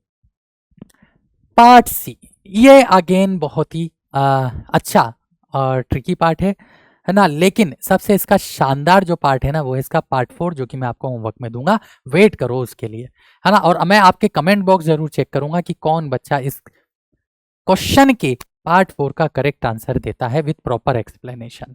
ठीक है, वो मैं पर्सनली चेक करूंगा, बट फिलहाल पहले पार्ट 3 समझ लेते हैं कि calculate the concentration of KCl and KCN इन मोल पर decimetre cube in the sample solution. इस सैंपल सॉल्यूशन में हमें क्या करना है, KCl और KCN की कंसंट्रेशन को मोल पर डेसीमीटर क्यूब, अच्छा डेसीमीटर क्यूब और लीटर सेम होता है ये आप सभी जानते हो, तो आप इसको ऐसे भी लिख सकते हो कि मोल पर लीटर में कैलकुलेट करना है, बात एक ही है। ठीक है, एनसीईआरटी में जो वॉल्यूम यूज होता है वो डेसीमीटर क्यूब के टर्म में यूज होता है, इसलिए जो जेई है वो भी डेसीमीटर क्यूब में ही क्वेश्चन देगा। तो अब बहुत ही सिंपल सी चीज़ है ना, अगर आपने क्वेश्चन ध्यान से समझा हो तो हम इसकी कैलकुलेशन करते हैं कि हम ब्यूरेट से क्या ऐड कर रहे हैं, हमें क्या निकालना है, हमें कॉन्सेंट्रेशन कैलकुलेट करनी है KCl की एंड KCN की। तो हमें इतना समझ में आता है कि जितना Cn माइनस की कॉन्सेंट्रेशन होगी उतना KCN की होगी, और जितना Cl माइनस की कॉन्सेंट्रेशन होगी उतनी KCl की होगी, ये हम जानते हैं। तो हमारा टास्क है कि हम Cn माइनस और Cl माइनस की कॉन्सेंट्रेशन को कैलकुलेट कर लेते हैं। तो बेटा जब हम टाइट्रेशन कर रहे हैं ना, तो इस टाइट्रेशन के दौरान हमारे पास फ्लास्क है, हमारे पास क्या है, फ्लास्क है। तो ये जो फ्लास्क है ना, इस फ्लास्क में हम क्या कर रहे हैं, इस फ्लास्क में हम ऐड कर रहे हैं Ag+। तो बेटा ये वो क्वेश्चन है जब अगर IIT पागल होगा, जो टर्म जो कि आपने सुना होगा कि जब IIT चाहेगा कि नहीं भाई आज तो कुछ तूफानी करना है बच्चों के साथ, तब वो इस तरह के प्रॉब्लम डालेगा, है ना, तब वो इस तरह के प्रॉब्लम डालेगा। तो ये क्वेश्चन उस क्वेश्चन ये कैटेगरी में आता है। तो मतलब ये पूरा पैराग्राफ की मैं बात कर रहा हूँ, ये पूरा कंप्लीट क्वेश्चन उस कैटेगरी में आता है। तो इसमें अगर हम बात करें तो उसने क्या ऐड किया है, उसने Cl माइनस ऐड किया है, उसने Cn माइनस, दोनों आयंस यहाँ पर प्रेजेंट है। लेकिन अगेन यहाँ पे भी फिर वही बात कि सर गलतियां इस क्वेश्चन में होती है बच्चों से। क्या होती है वही बताता हूँ आपको कि अब बात ये आती है, वॉल्यूम ये 2.47 है, ये 2 टाइम्स 2.47 यानी ये 4.94 वॉल्यूम हो गया, और ये 10 है। सर वॉल्यूम कौन सा लें, तो ये तो समझ में आ रहा है कि ये टोटल वॉल्यूम है, तो टोटल वॉल्यूम है तो जो Cl माइनस की रिएक्शन है, तो Cl माइनस का तो वॉल्यूम हमें यहाँ पर मिल जाएगा कि Cl माइनस के लिए तो 10 माइनस 4.94 वॉल्यूम हमें यहाँ पर कंज्यूम करवाना पड़ेगा Ag+ आयन का। तो Cl माइनस का रोल तो बहुत क्रिस्टल क्लियर है अगर आप इतना सोच पाए हैं तो, क्योंकि Cl माइनस तो थर्ड रिएक्शन में यूज हो रहा है, तो थर्ड रिएक्शन का वॉल्यूम तो इसके बाद यूज हो रहा है Ag+ का। तो हम वापिस से उसी रिएक्शंस पे आते हैं जो हमने लिखी थी कि थर्ड रिएक्शन क्या है ना, देखो यहाँ पर उसी को मैं दोबारा से कॉपी करके ले आता हूँ उसी वाली स्लाइड को। तो मैंने इसको कॉपी मारा और ये लो मैं आप लोगों के लिए उठा के ले आया इस वाली स्लाइड के बाद। तो अब देखो यहाँ पर ये 2.47 हो गया, ये 2.47 हो गया, तो ये हो गया कितना, ये हो गया हमारे पास 10 माइनस 4.94 जो कि आ गया 5.06, यानी इतना Ag+ आयन का वॉल्यूम इस वाली रिएक्शन में कंज्यूम हो रहा है। तो अब हम Ag+ आयन की तो कॉन्सेंट्रेशन निकाल सकते हैं, क्यों, क्योंकि टाइट्रेशन का क्या कंसेप्ट होता है कि मिली इक्विवेलेंट सबके क्या होते हैं, इक्वल हो जाते हैं, जो कि हम नॉर्मलिटी इनटू वॉल्यूम या मोल इनटू एन फैक्टर या given mass divided by equivalent mass से निकालते हैं कि नहीं निकालते हैं। ठीक है, तो ये हमने यहाँ पर निकाला है। अब नॉर्मलिटी इनटू वॉल्यूम की बात करें तो हमें एक Ag+ का चाहिए और एक Cl माइनस, तो मान लेते हैं Cl माइनस की कॉन्सेंट्रेशन अननोन है, एन फैक्टर 1 है क्योंकि एक ही नेगेटिव चार्ज है, मोलरिटी निकालनी है, इसका जो वॉल्यूम अगर हमें मिल जाए तो हमारा काम आसान हो जाए, है ना, इसका वॉल्यूम हमें चाहिए। देखते हैं अभी, अब जरा हम Ag+ आयन की बात करें कि Ag+ आयन का कितना वॉल्यूम यूज हो रहा है, तो Ag+ आयन का जो वॉल्यूम यूज हो रहा है वो 5.06, इसका एन फैक्टर 1 है। अच्छा, इसकी कॉन्सेंट्रेशन क्वेश्चन ने दी थी कि 0.1 मोलर हम इसका यूज कर रहे हैं, देखो दिया था ना। अच्छा 5.06 ये भी ml में है, तो इसका वॉल्यूम भी यहाँ पर हमें ml में ही रखना पड़ेगा, ये तो क्लियर है। अब KCl का वॉल्यूम कैसे रखें, तो बेटा इस क्वेश्चन में जब आप जाओगे तो देखो सबसे पहले एक डाटा दिया था 25 सेंटीमीटर क्यूब ऑफ सॉल्यूशन, तो ऑब्वियसली बात है बेटा जो सॉल्यूशन का वॉल्यूम होगा ना वही KCl का वॉल्यूम होगा। बहुत सारे बच्चे इसमें भी गलतियां कर जाते हैं, KCl का वॉल्यूम x मान जाते हैं और KCN को 25 माइनस x कर देते हैं। वॉल्यूम में ऐसा नहीं होता है, मोल में होता है ऐसा, वॉल्यूम तो पूरे ही सॉल्यूशन का लिया जाता है। ठीक है, तो वो गलती आप लोग मत करना, ऐसा मैं मान के चल रहा हूँ कि नहीं करोगे। तो ये आ जाएगा 25 है ना। और ये अगर ml में है और ये भी ml में है तो हमारा काम हो गया। यहाँ से अब हमें क्या निकालना है, मोलरिटी निकालना है। तो ये आ जाएगा 1.98 इंटू 10 रेज टू दी, नहीं ये आएगा आपका 5 से बड़ी वैल्यू है ना, तो 5 से बड़ी वैल्यू है तो ये हो जाएगा 2.02 into 10 raise to the power -2। तो ये हमारी मोलरिटी हो गई। ये मोलरिटी तो आ गई Cl माइनस की, ये तो पहला आंसर आ गया। अब जरा दूसरे आंसर पे जाते हैं। दूसरा आंसर क्या है, तो दूसरा हमें देखना है किसका, Cn माइनस का। तो बेटा ध्यान से देखो कि हम Cn माइनस की कॉन्सेंट्रेशन कहाँ से निकाल पाएंगे, हम इस जगह से निकाल पाएंगे क्योंकि वहां तो वो कंज्यूम हो रहा है, वहां नहीं है। तो जितना Ag और Cn यहाँ पर ब्रेक हो गए, Ag Cn यहीं तो ब्रेक होगा, कैसे, Ag प्लस और Cn माइनस, यही हम मान के चल रहे हैं, यही मानना पड़ेगा। तो यहीं से हमें Cn माइनस की कॉन्सेंट्रेशन की क्या होगी, इंफॉर्मेशन मिलेगी, क्योंकि पूरा का पूरा जो Cn माइनस कंज्यूम हो रहा है वो यहाँ पर हमें मिल रहा है। तो यहाँ तक मिलने वक्त Ag प्लस का जो वॉल्यूम कंज्यूम होगा ना, वो कंज्यूम होगा 4.94। Cn माइनस का जो वॉल्यूम कंज्यूम होगा वो तो 25 ही होगा। ये हमारे पास वॉल्यूम आ गया ml में। अच्छा, Cn माइनस की कॉन्सेंट्रेशन हमें निकालनी है, मोलरिटी m, n फैक्टर इसका 1 है, Ag प्लस का n फैक्टर 1 है और Ag प्लस की जो कॉन्सेंट्रेशन है वो 0.1 है। तो कर दो n1v1 इक्वल टू n2v2। जब आप ये करोगे तो 4.94 into 1 into 0.1 equal to 25 into m into 1 हो जाएगा। और इसको सोल्व कर लो तो ये देखो 2 से कम वैल्यू है, यानी ये 1.98 into 10 raise to the power -2 हो गई। It is the molar concentration of Cn minus. तो ये था इसका पार्ट 3, ये क्या था इसका पार्ट 3। बोलो क्लियर है, ठीक है, बढ़ जाए आगे। तो अब हम आगे बढ़ते हैं, अब आते हैं बेटा इसके पार्ट 4 पे। मैं हिंट दे के छोड़ूंगा, लेकिन जैसा दिखता है ना, फिर बोल रहा हूँ, वैसा होता नहीं है, मार्केट में वैसा जरूरी नहीं है बिके, ठीक। तो यह है इसका पार्ट 4 और मेरा सबसे फेवरेट क्वेश्चन ही है ये पार्ट 4। मैं आपको हिंट जरूर दूंगा, है ना, कि इसमें करना क्या है, और ये मैं चाहूंगा कि ये आप होमवर्क में सॉल्व करें और कमेंट बॉक्स में अपना आंसर जरूर लिखें, ताकि मुझे पता तो पड़े कि कितने बच्चे इसको सोल्व कर पा रहे हैं। गूगल करके आंसर नहीं लिखना है, खुद सोल्व करना है। उसने पूछा है calculate the EMF readings at point A and point C. अब ईएमएफ रीडिंग निकालनी है। बहुत सारे बच्चे बोलेंगे सर यहाँ से अगर वैल्यू दी जाती हमें तो हम क्या करते, इसको एक्स्ट्रा फ्लोट करते ऐसे, और हमें हर पॉइंट पे देखो ईएमएफ रीडिंग मिल जाती। बट क्वेश्चन ने तो ऐसा दिया नहीं है। अब दिया नहीं है तो फिर ईएमएफ रीडिंग कैसे निकालोगे, तो अब आप यूज करोगे नेक्स्ट इक्वेशन का। E इक्वल टू क्या होता है, E naught plus log base 10 क्या आ जाएगा, concentration of Ag plus ion आ जाएगा, ठीक है। अब आप करके देखना, ईएमएफ रीडिंग निकालना और कमेंट बॉक्स में इस क्वेश्चन का आंसर जरूर लिख के बताना कि क्या इसका आंसर आया है आप लोगों का। दिखने में देखो बहुत सिंपल है, दिखने में बहुत सिंपल है, लेकिन एक्चुअली में जो सब कुछ है वो इसी में है कि कैसे हम Ag प्लस आयन की कॉन्सेंट्रेशन निकालें, कितनी कॉन्सेंट्रेशन यहाँ पर Ag प्लस आयन की हमें रखनी है।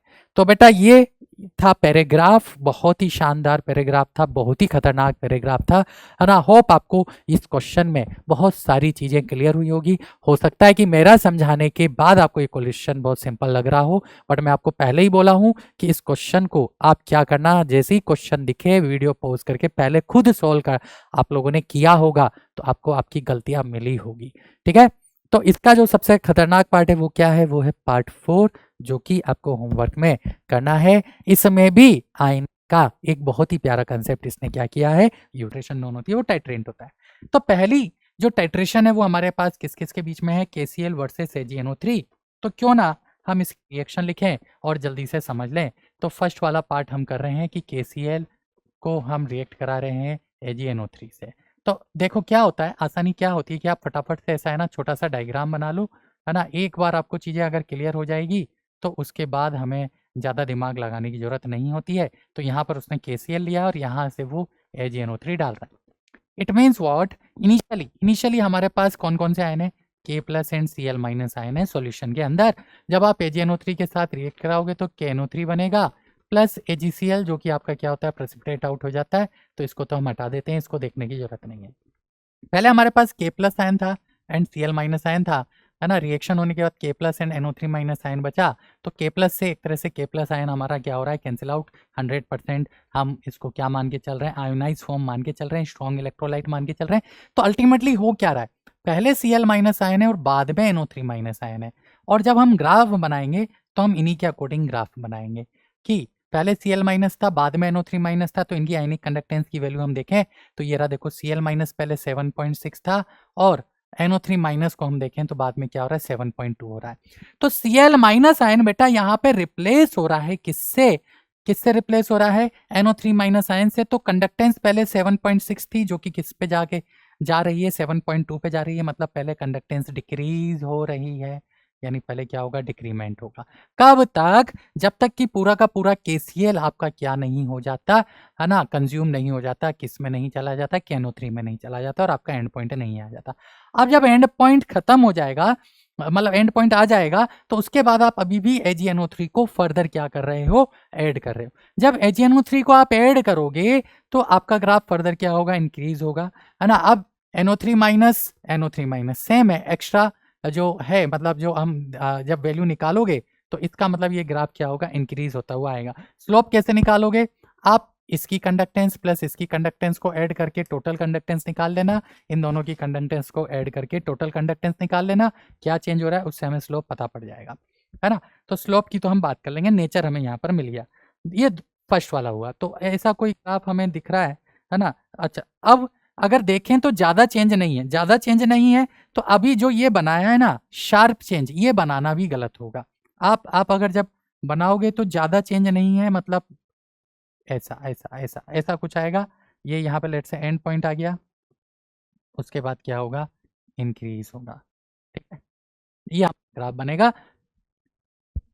नेक्स्ट अगर हम देखें तो सेकंड हमारे को क्या दिया है, इसी का रिवर्स दिया, AgNO3 वर्सेस KCl। तो इसी का रिवर्स यहाँ ले लेते हैं। इसी का रिवर्स आप जब यहाँ पर लोगे तो देखो, अब AgNO3 है हमारे पास किसके अंदर, फ्लास्क के अंदर, और उसमें आप KCl ऐड कर रहे हो तो क्या बनेगा, AgCl का प्रेसिपिटेट जिसको कि देखना नहीं है, प्लस KNO3। तो KNO3 माइनस आयन है, तो देखो NO3 माइनस आयन से NO3 minus ion cancel out, तो Ag प्लस आयन आपका रिप्लेस हो रहा है किससे, K प्लस आयन से। तो हम क्यों ना Ag प्लस और K प्लस आयन पे फोकस करें। तो जब आप Ag प्लस और K प्लस आयन पे फोकस करोगे, कहाँ वैल्यूज दी हुई है हमें, तो ये रहा K प्लस और ये रहा Ag प्लस। तो Ag प्लस 6.2 है और K प्लस 7.4 है, लिख दो वहाँ पर। तो ये 6.2 है और ये 7.4 है। तो इससे आपको क्या समझ में आया कि जैसे जैसे आप KCl को ऐड करोगे, कंडक्टेंस आपकी क्या होगी, इंक्रीज होगी। तो ये इंक्रीज होगी, फिर एंड पॉइंट आ जाएगा, उसके बाद तो आप पूरा का पूरा जो सॉल्यूशन डाल रहे हो तो कंडक्टेंस और इंक्रीज होनी है, तो इसका ग्राफ ये बनेगा।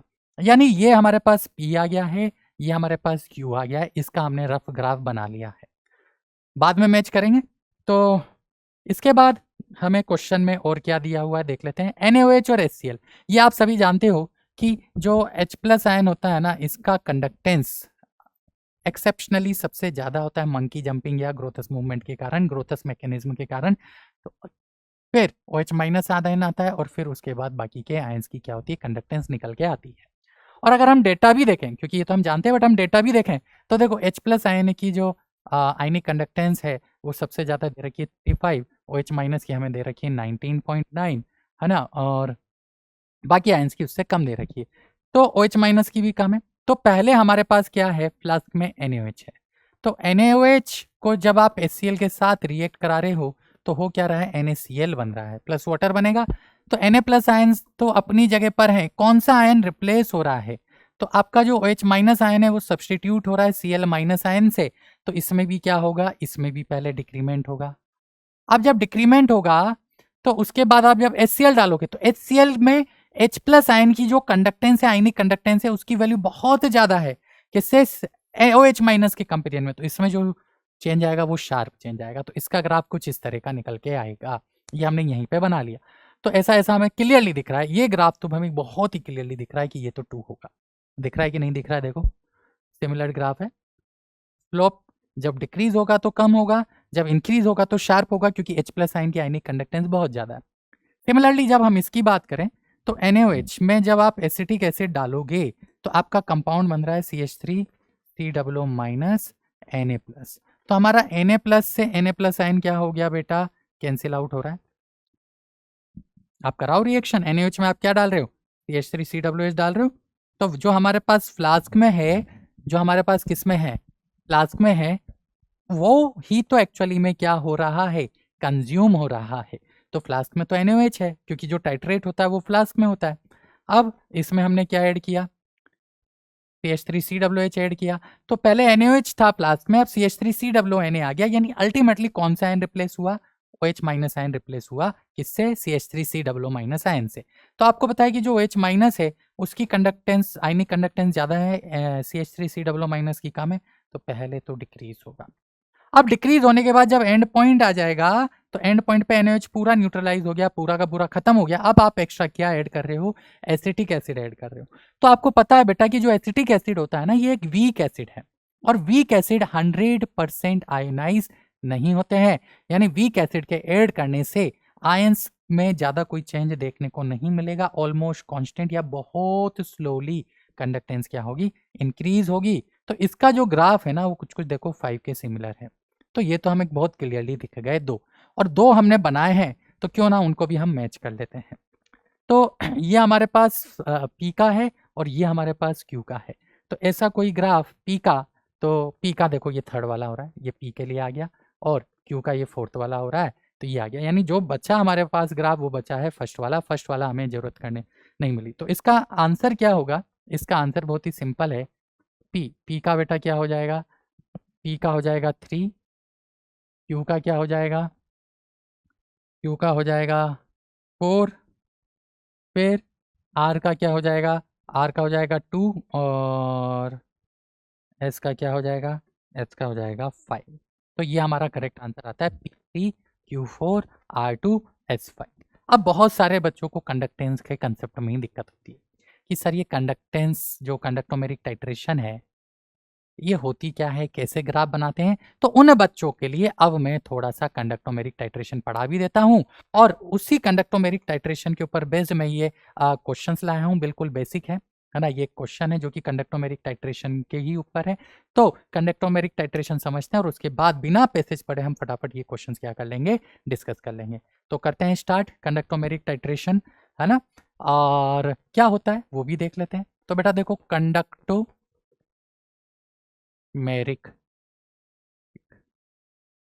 टाइट्रेशन,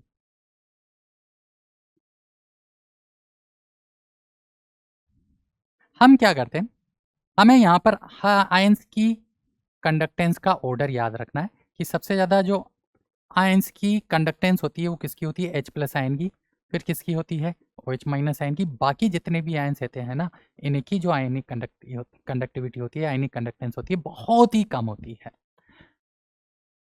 H+ आयन की क्यों सबसे ज़्यादा होती है, तो मंकी जंपिंग या ग्रोथस मैकेनिज्म आप लोग क्लास में पढ़ते ही हो, तो उसको हम क्यों ही डिटेल में समझें। तो अब हम टाइट्रेशन की बात करते हैं कि टाइट्रेशन में कर क्या रहे हैं। सबसे पहले हम बात कर रहे हैं, फर्स्ट है हमारे पास strong acid versus strong base titration, ठीक है। और एक एक के ग्राफ हम समझते भी जाएंगे, और पीछे जो क्वेश्चन दिया है उसको सॉल्व करते भी जाएंगे। तो इस तरह से हमारा क्या होगा कि टाइट्रेशन भी कवर हो रही है, और उसके बेस पर बेस हमारा एक क्वेश्चन भी क्या हो गया, डिस्कस हो गया। तो क्या कंसेप्ट है कि हमने यहाँ पर ब्यूरेट लिया, ब्यूरेट में हमने जो है किसी सब्सटेंस को लिया, तो केस 1 ले रहा हूँ, केस 1 का ग्राफ मैं बना रहा हूँ, केस 2 का आपको बनाना है। तो यहाँ पे मैंने ले लिया HCl, और यहाँ मैं फ्लास्क में क्या ले रहा हूँ, NaOH ले रहा हूँ, ठीक है। यहाँ पे मैंने फ्लास्क में क्या ले लिया, NaOH ले लिया।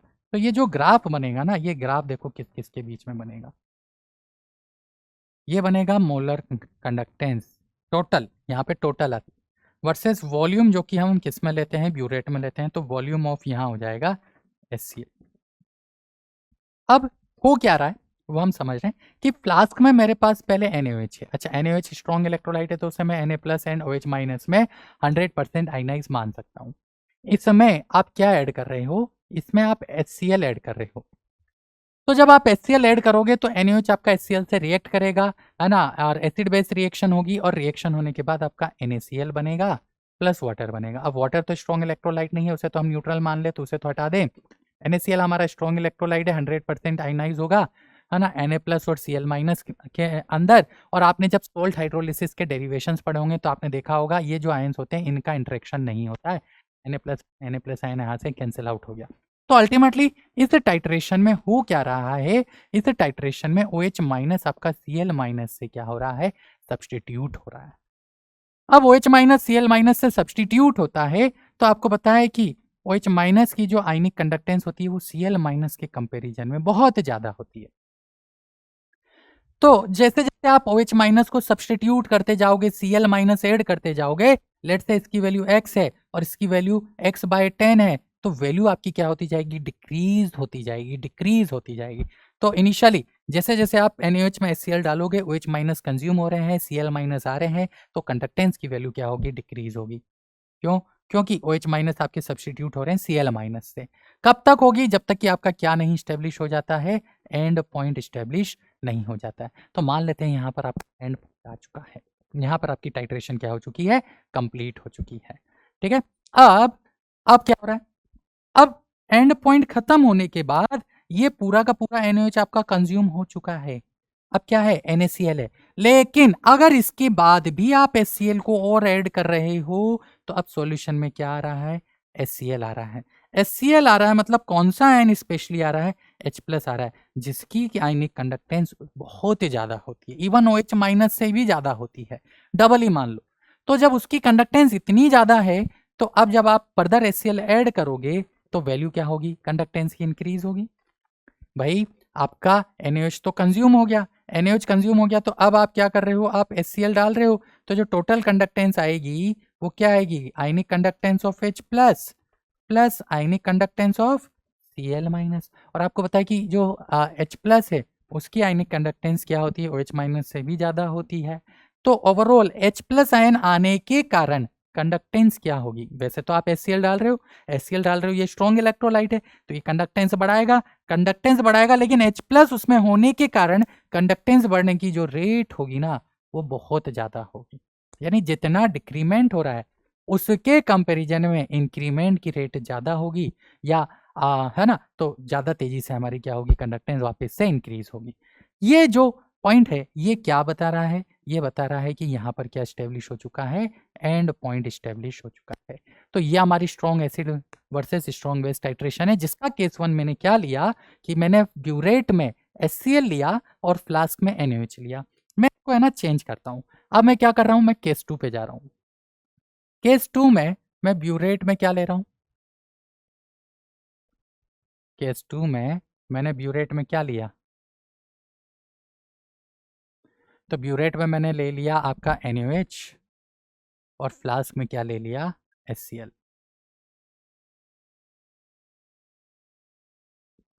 ठीक है, ब्यूरेट में क्या ले लिया, NaOH, और फ्लास्क में क्या ले लिया, HCl। अब क्या हो रहा है, तो ध्यान से समझो, अब आप HCl में क्या ऐड कर रहे हो, NaOH ऐड कर रहे हो। तो पहले मिक्सचर में हमारे पास H+ आयन और Cl- आयन है, तो जो टोटल कंडक्टेंस होगी HCl की वो किस किस के इक्वल होगी, ionic conductance of H+ ion and Cl- ion, इन दोनों के एडिशन के इक्वल आएगी। जैसे ही आप NaOH डालोगे तो NaOH डालने से हमारा क्या बनेगा, NaCl प्लस वाटर, वाटर को मैं हटा देता हूं, तो आपका अल्टीमेटली हुआ क्या कि जो H+ आयन है उसको कौन सा आयन रिप्लेस कर रहा है, उसको आपका Na+ आयन रिप्लेस कर रहा है। यानी अब जो टोटल कंडक्टेंस होगी वो NaCl की वजह से होगी, जो कि lambda of Na+ and lambda of Cl- होगा। तो देखो Cl- की कंडक्टेंस में तो कोई चेंज नहीं है, लेकिन H+ की जगह पे Na+ आ रहा है तो टोटल कंडक्टेंस क्या होगी, डिक्रीज होगी। टोटल कंडक्टेंस अगर डिक्रीज होगी तो हमारा जो ये ग्राफ है वो भी डिक्रीज होगा। और H+ को कौन सब्सटीट्यूट कर रहा है, Na+। H+ की आयनिक कंडक्टेंस सबसे ज्यादा होती है तो कंडक्टेंस में जो डिक्रीमेंट आएगा मोलर कंडक्टेंस में वो बहुत फास्ट आएगा। अब let's say and point achieve हो गया, एंड पॉइंट अचीव हो गया यानी हमारा HCl पूरा का पूरा क्या हो गया, कंज्यूम हो गया। इसके बाद भी अब आप क्या कर रहे हो, NaOH डाल रहे हो। जब आप NaOH डाल रहे हो तो जो टोटल कंडक्टेंस है वो लैम्डा ऑफ Na+ तो है, साथ में कौन सा आयन की आने की वजह से इंक्रीज हो रही है, OH- आयन बढ़ रहा है।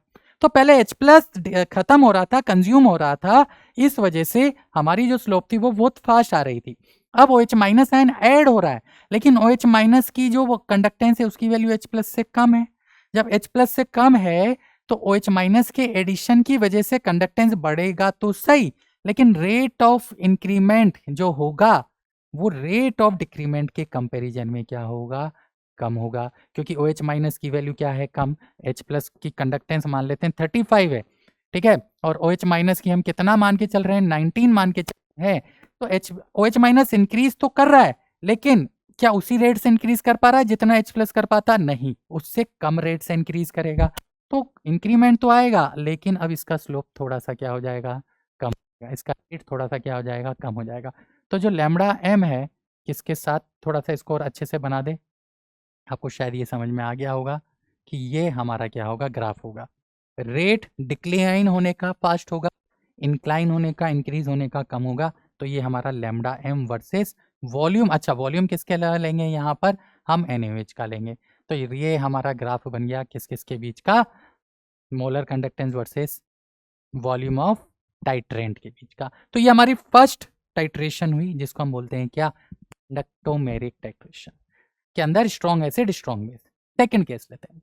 अब सेकंड केस क्या है, तो ये हो गया strong acid and weak base. अब इसके भी दो केस हैं, फटाफट फटाफट हम अब सीधे ग्राफ पे आते हैं, है ना। दो केस हैं, आपको ग्राफ समझ में आ जाएगा। केस वन हम बना रहे हैं ग्राफ के बीच। तो यहाँ पे तो टोटल मोलर कंडक्टेंस है, यहाँ पे मैं ले रहा हूँ volume of what, volume of strong acid, यानी ब्यूरेट में मेरे पास क्या है, इस बार ब्यूरेट में मेरे पास स्ट्रॉन्ग एसिड है HCl, और फ्लास्क में मेरे क्या है, फ्लास्क में मेरे पास वीक बेस NH4OH है। क्या रिएक्शन होगी, रिएक्शन लिखते हैं और ग्राफ बनाते हैं। रिएक्शन ये है कि पहले NH4OH था, जो कि क्या होता है, बहुत ही कम आयोनाइज होता है ना। इसमें केच है, उसको थोड़ा ध्यान से समझना। NH4OH है ना, इसमें आप डाल रहे हो HCl, इसमें आप डाल रहे हो HCl, तो क्या बनेगा, NH4Cl बनेगा। तो अब ये तो बहुत कम आयनाइज है, बहुत कम आयनाइज है, लेकिन कुछ ना कुछ बहुत कम क्वांटिटी है, लेकिन OH माइनस तो कुछ तो प्रेजेंट होगा, ठीक है। और जैसे जैसे आप HCl डालोगे, HCl क्या करेगा, इस NH4OH के साथ रिएक्ट करके NH4Cl बनाता जाएगा, जो कि 100% आयनाइज है। तो इसकी जो मोलर कंडक्टेंस आएगी वो क्या आएगी, वो इन दोनों का एडिशन आएगी, 4 प्लस क्या, Cl माइनस है, ठीक है। लेकिन ये तो आयनाइज ही नहीं है, ये तो ना के बराबर माइनस है, यानी पहले आयंस नहीं है, जब आयंस ही नहीं है तो कंडक्टेंस क्या नहीं होगी, ना के बराबर होगी। लेकिन जब हम HCl डालेंगे, HCl NH4OH को क्या कराएगा, न्यूट्रलाइज कराएगा, रिएक्ट करा के NH4Cl में भेजेगा, जो कि स्ट्रॉन्ग इलेक्ट्रॉन है, सॉल्ट है। तो अब जो कंडक्टेंस है वो इन दोनों आयंस के एडिशन की वजह से आएगी। तो अब आयंस मिल रहे हैं, आयंस का मूवमेंट हो रहा है, तो कंडक्टेंस क्या हो रही है, इंक्रीज होगी, है ना। होगी कि नहीं होगी, HCl डालने के बाद कंडक्टेंस इंक्रीज होगी, कब तक होगी, जब तक कि एंड पॉइंट नहीं आएगा। तो ये तो आपको समझ में आया कि कंडक्टेंस इंक्रीज होगी, कंडक्टेंस इंक्रीज होगी कब तक, जब तक कि एंड पॉइंट नहीं आ जाता। लेकिन इसमें भी एक केच है। केच क्या है कि कुछ तो माइनस होगा, लेट से 2% ही होगा तो सही, तो माइनस होगा, लेट से मैंने मान लिया 2% ही होगा, ये 2% ही आइनाइज, कुछ 2% OH माइनस यहाँ पर प्रेजेंट है, उसको भी CL न्यूट्रलाइज करेगा। तो OH माइनस क्या हो रहा है, कंज्यूम, माइनस कंज्यूम हो रहा है, तो उसकी वजह से CL आ रहा है। तो इनिशियली बहुत छोटा सा क्या होगा, वो एक डिक्रीमेंट देखने को मिलेगा, किसमें, ग्राफ में।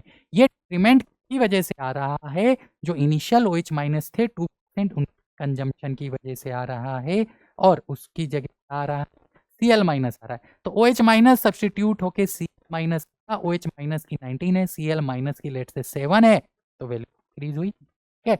छोटी क्यों हुई, क्योंकि इसका आयनाइजेशन ही बहुत कम है, इसलिए छोटा सा डिक्रीमेंट लगेगा, है ना। और फिर NH4OH HCl से रिएक्ट करेगा, तो NH4Cl जब तक नहीं बनता, पूरा पूरा एंड पॉइंट नहीं आ जाता, तब तक ग्राफ धीरे धीरे क्या होगा, इंक्रीज होगा। अब एंड पॉइंट अचीव हो गया, उसके बाद आप फर्दर HCl डालोगे। अब आपको पता है HCl डाल रहे हो तो H प्लस आयन की कंडक्ट ज़्यादा बहुत ही ज़्यादा होती है तो उसके बाद आपको एक शार्प से क्या दिखेगा, इंक्लिनेशन दिखाई देगा, इंक्रीमेंट दिखाई देगा, की वजह से ये HCl के एडिशन की वजह से है। लाली इसका केस ले लेते हैं। अब केस 2 क्या है, तो ध्यान से देखो केस 2। अब केस 2 में मैं यहाँ किसका वॉल्यूम ले लेता हूँ, केस 2 में मैं यहाँ ले लेता हूँ वॉल्यूम ऑफ वीक बेस, ठीक है, वॉल्यूम बेस, और यहाँ पे टोटल मोलर कंडक्टेंस है। तो अब इसका मीनिंग क्या है कि जो फ्लास्क है ना, उस फ्लास्क में मेरे पास अपना है HCl है। अब मेरे पास HCl है और मैं ऊपर से क्या ऐड कर रहा हूँ, मैं NH4OH ऐड कर रहा हूँ। ध्यान से समझना, जब मैं NH4OH ऐड कर रहा हूँ तो HCl कैसे ब्रेक होगा, H plus and Cl minus में, H प्लस Cl माइनस में ब्रेक होगा और NH4OH के साथ रिएक्ट करके क्या बनाएगा, NH4Cl बनाएगा, जिसको भी मैं आयनाइज कर सकता हूँ। तो अल्टीमेटली हुआ कि जो H प्लस आयन है वो कंज्यूम हो गया और रिप्लेस हो गया किससे, NH4 प्लस से। तो H प्लस आयन के रिप्लेसमेंट की वजह से जो कंडक्टेंस होगी वो बहुत तेजी से डिक्रीज होगी। क्यों डिक्रीज होगी बहुत तेजी से, क्योंकि प्लस आयन की कंडक्टेंस बहुत ज़्यादा होती है, उसके कंपेरिजन में NH4 की बहुत कम है, ठीक है। अब क्या हो रहा है, अब हमारे पास NH4OH आ रहा है, तो NH4OH जब हम डाल रहे हैं, अब NH4OH कैसा बेस है, तो पता है NH4OH वीक बेस होता है, वीक बेस है, it mean it is not 100% ionise, not 100% ionise, मान के चलते 2%। अब वो 2% जो आयनाइज आ रहा है, 2% आयनाइज आ रहा है, वो 2% आयन कितना ही इंक्रीमेंट लाएगा, क्योंकि ये तो आयनाइज नहीं है, ये तो एज इट इज ऐसे पूरा का पूरा एक न्यूट्रल इलेक्ट्रोलाइट हो, तो इसके बाद जो कंडक्टेंस होगी वो ऑलमोस्ट कांस्टेंट हो जाएगी। आप देखो थोड़ा सा इंक्रीमेंट है, बिल्कुल ना के बराबर इंक्रीमेंट देखने को मिलेगा। क्यों, क्योंकि हम एक डाल रहे हैं जो कि आयोनाइज ही नहीं हो रहा है। जब आयोनाइज ही नहीं होगा तो उससे कोई एक्स्ट्रा आयंस ऐड नहीं होंगे, जब कोई एक्स्ट्रा आयंस ऐड नहीं होंगे तो कंडक्टेंस में कोई फर्क नहीं पड़ेगा, ठीक है। तो ये हमारा क्या हुआ, ये इसके दो केस हो गए, case 1 and case 2। Similar basis पे क्या कर सकते हो, थर्ड की टाइट्रेशन ले सकते हो। क्या लो कि वीक एसिड है एंड स्ट्रॉन्ग बेस है। अब वीक एसिड स्ट्रॉन्ग बेस को कैसे बनाए, तो ध्यान से देखना, ये वीक स्ट्रॉन्ग, एक बार ये कर लेते हैं फटाफट से और फिर हम उनको देख लेते हैं। तो अब अगेन वही कर रहा हूँ कि यहाँ पे लेमडा है, यहाँ पे वॉल्यूम का ले रहा हूँ, वॉल्यूम ऑफ NaOH ले रहा हूँ, वॉल्यूम ऑफ NaOH ले रहा हूँ, मतलब मेरे पास फ्लास्क में क्या है, फ्लास्क वीक एसिड है, और वीक एसिड क्या होता है, कोई भी एक एग्जाम्पल लेते हैं, CH3COOH है, CH3COOH है। तो CH3COOH वीक एसिड है जो कि खुद आयनाइज नहीं है, उसमें मैं डाल रहा हूँ NaOH, ये क्या करेगा, CH3COOH को कंज्यूम करेगा और किस में भेजेगा, CH3COONA में, साथ में क्या बनेगा, वाटर बनेगा, ठीक। तो अब आपका क्या है, ये नॉट आयनाइज, ना के बराबर आयनाइज है, लेकिन कुछ तो इनिशियली तो H प्लस होगा, भले से 2% हो, 3%, तो के कंजम्पशन की वजह से इनिशियली वैल्यू क्या होगी, डिक्रीज होगी, इनिशियली वैल्यू डिक्रीज होगी, बहुत छोटी सी होगी, लेकिन उसके बाद आपका H3COON बन रहा है जो कि आयनाइज हो रहा है, आयनाइज तो इन दोनों की वजह से, इन दोनों आयंस की वजह से कुछ ना कुछ आयनिक कंडक्टेंस निकल आएगी, इन दोनों के आयन के आयनिक कंडक्टिविटी के एडिशन की इक्वल होगी, तो उसकी वजह से सॉल्यूशन की आयनिक कंडक्टेंस क्या होगी, इंक्रीज होगी। अच्छा, इंक्रीमेंट उतना फास्ट नहीं होगा क्योंकि इनकी कंडक्टेंस इतनी ज़्यादा नहीं है, कब तक होगी, जब तक कि आपका क्या नहीं अचीव हो जाता, एंड पॉइंट। लेट्स से आपका एंड पॉइंट आ गया, अब क्या होगा, उसमें आप NaOH डाल रहे हैं, NaOH डाल रहे हैं तो कौन सा आयन स्पेशली आ रहा है, OH माइनस आ रहा है, तो माइनस का जो कंडक्टेंस होता है वो ज़्यादा होता है, तो वो क्या करेगा, आप बहुत तेज़ी से बढ़ाएगा, कंडक्टेंस को फर्दर इंक्रीज करेगा, क्योंकि कौन सा आयन है, OH माइनस आयन है ना। ये हुआ भाई, पहले आपकी पहले फर्स्ट इनिशियली निकालो, तो इनिशियल जो टोटल मोलर कंडक्टेंस है वो किस किस की वजह से है, CH3COO minus and Na plus की वजह से। फाइनल आप निकाल आफ्टर एंड पॉइंट, इसको मैं 2 बोल रहा हूँ, इसको मैं 1 बोल रहा हूँ, आप 2 पॉइंट पे निकाल रहे हो, तो जो मोलर कंडक्टेंस आएगी वो किस किस वजह से आएगी, OH minus and Na plus से आएगी। तो सीधी सी गणित है ना, OH माइनस की मोलर कंडक्टेंस आयनिक ज़्यादा है, आयनिक कंडक्टेंस ज़्यादा है, तो ये क्या करेगा, ज़्यादा रेट से इंक्रीज करेगा क्या, मोलर कंडक्टेंस को। तो इसलिए ग्राफ हमारा क्या होगा, ज़्यादा स्लोप के साथ निकल के आएगा।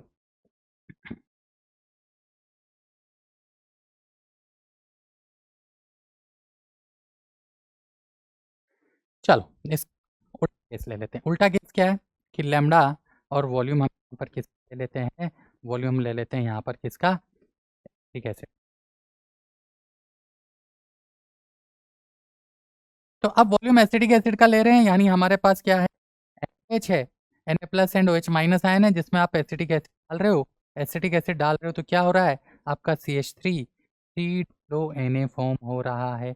जब ये CH3 COONA फॉर्म होगा तो इसमें होगा क्या कि इसमें हमारे पास Na एंड OH माइनस था, इन दोनों की आयनिक कंडक्टिविटी के हमारी क्या थी, टोटल मोलर कंडक्टेंस थी, बाद में CH3 C minus Na plus है, तो OH माइनस हट के CH3 COO माइनस आ है, जिसकी वजह से हमारी क्या होगी, कंडक्टेंस डिक्रीज होगी। कब तक डिक्रीज होगी, तब तक यहाँ एंड पॉइंट नहीं आ जाता, जब तक कि क्या नहीं आ जाता, एंड पॉइंट।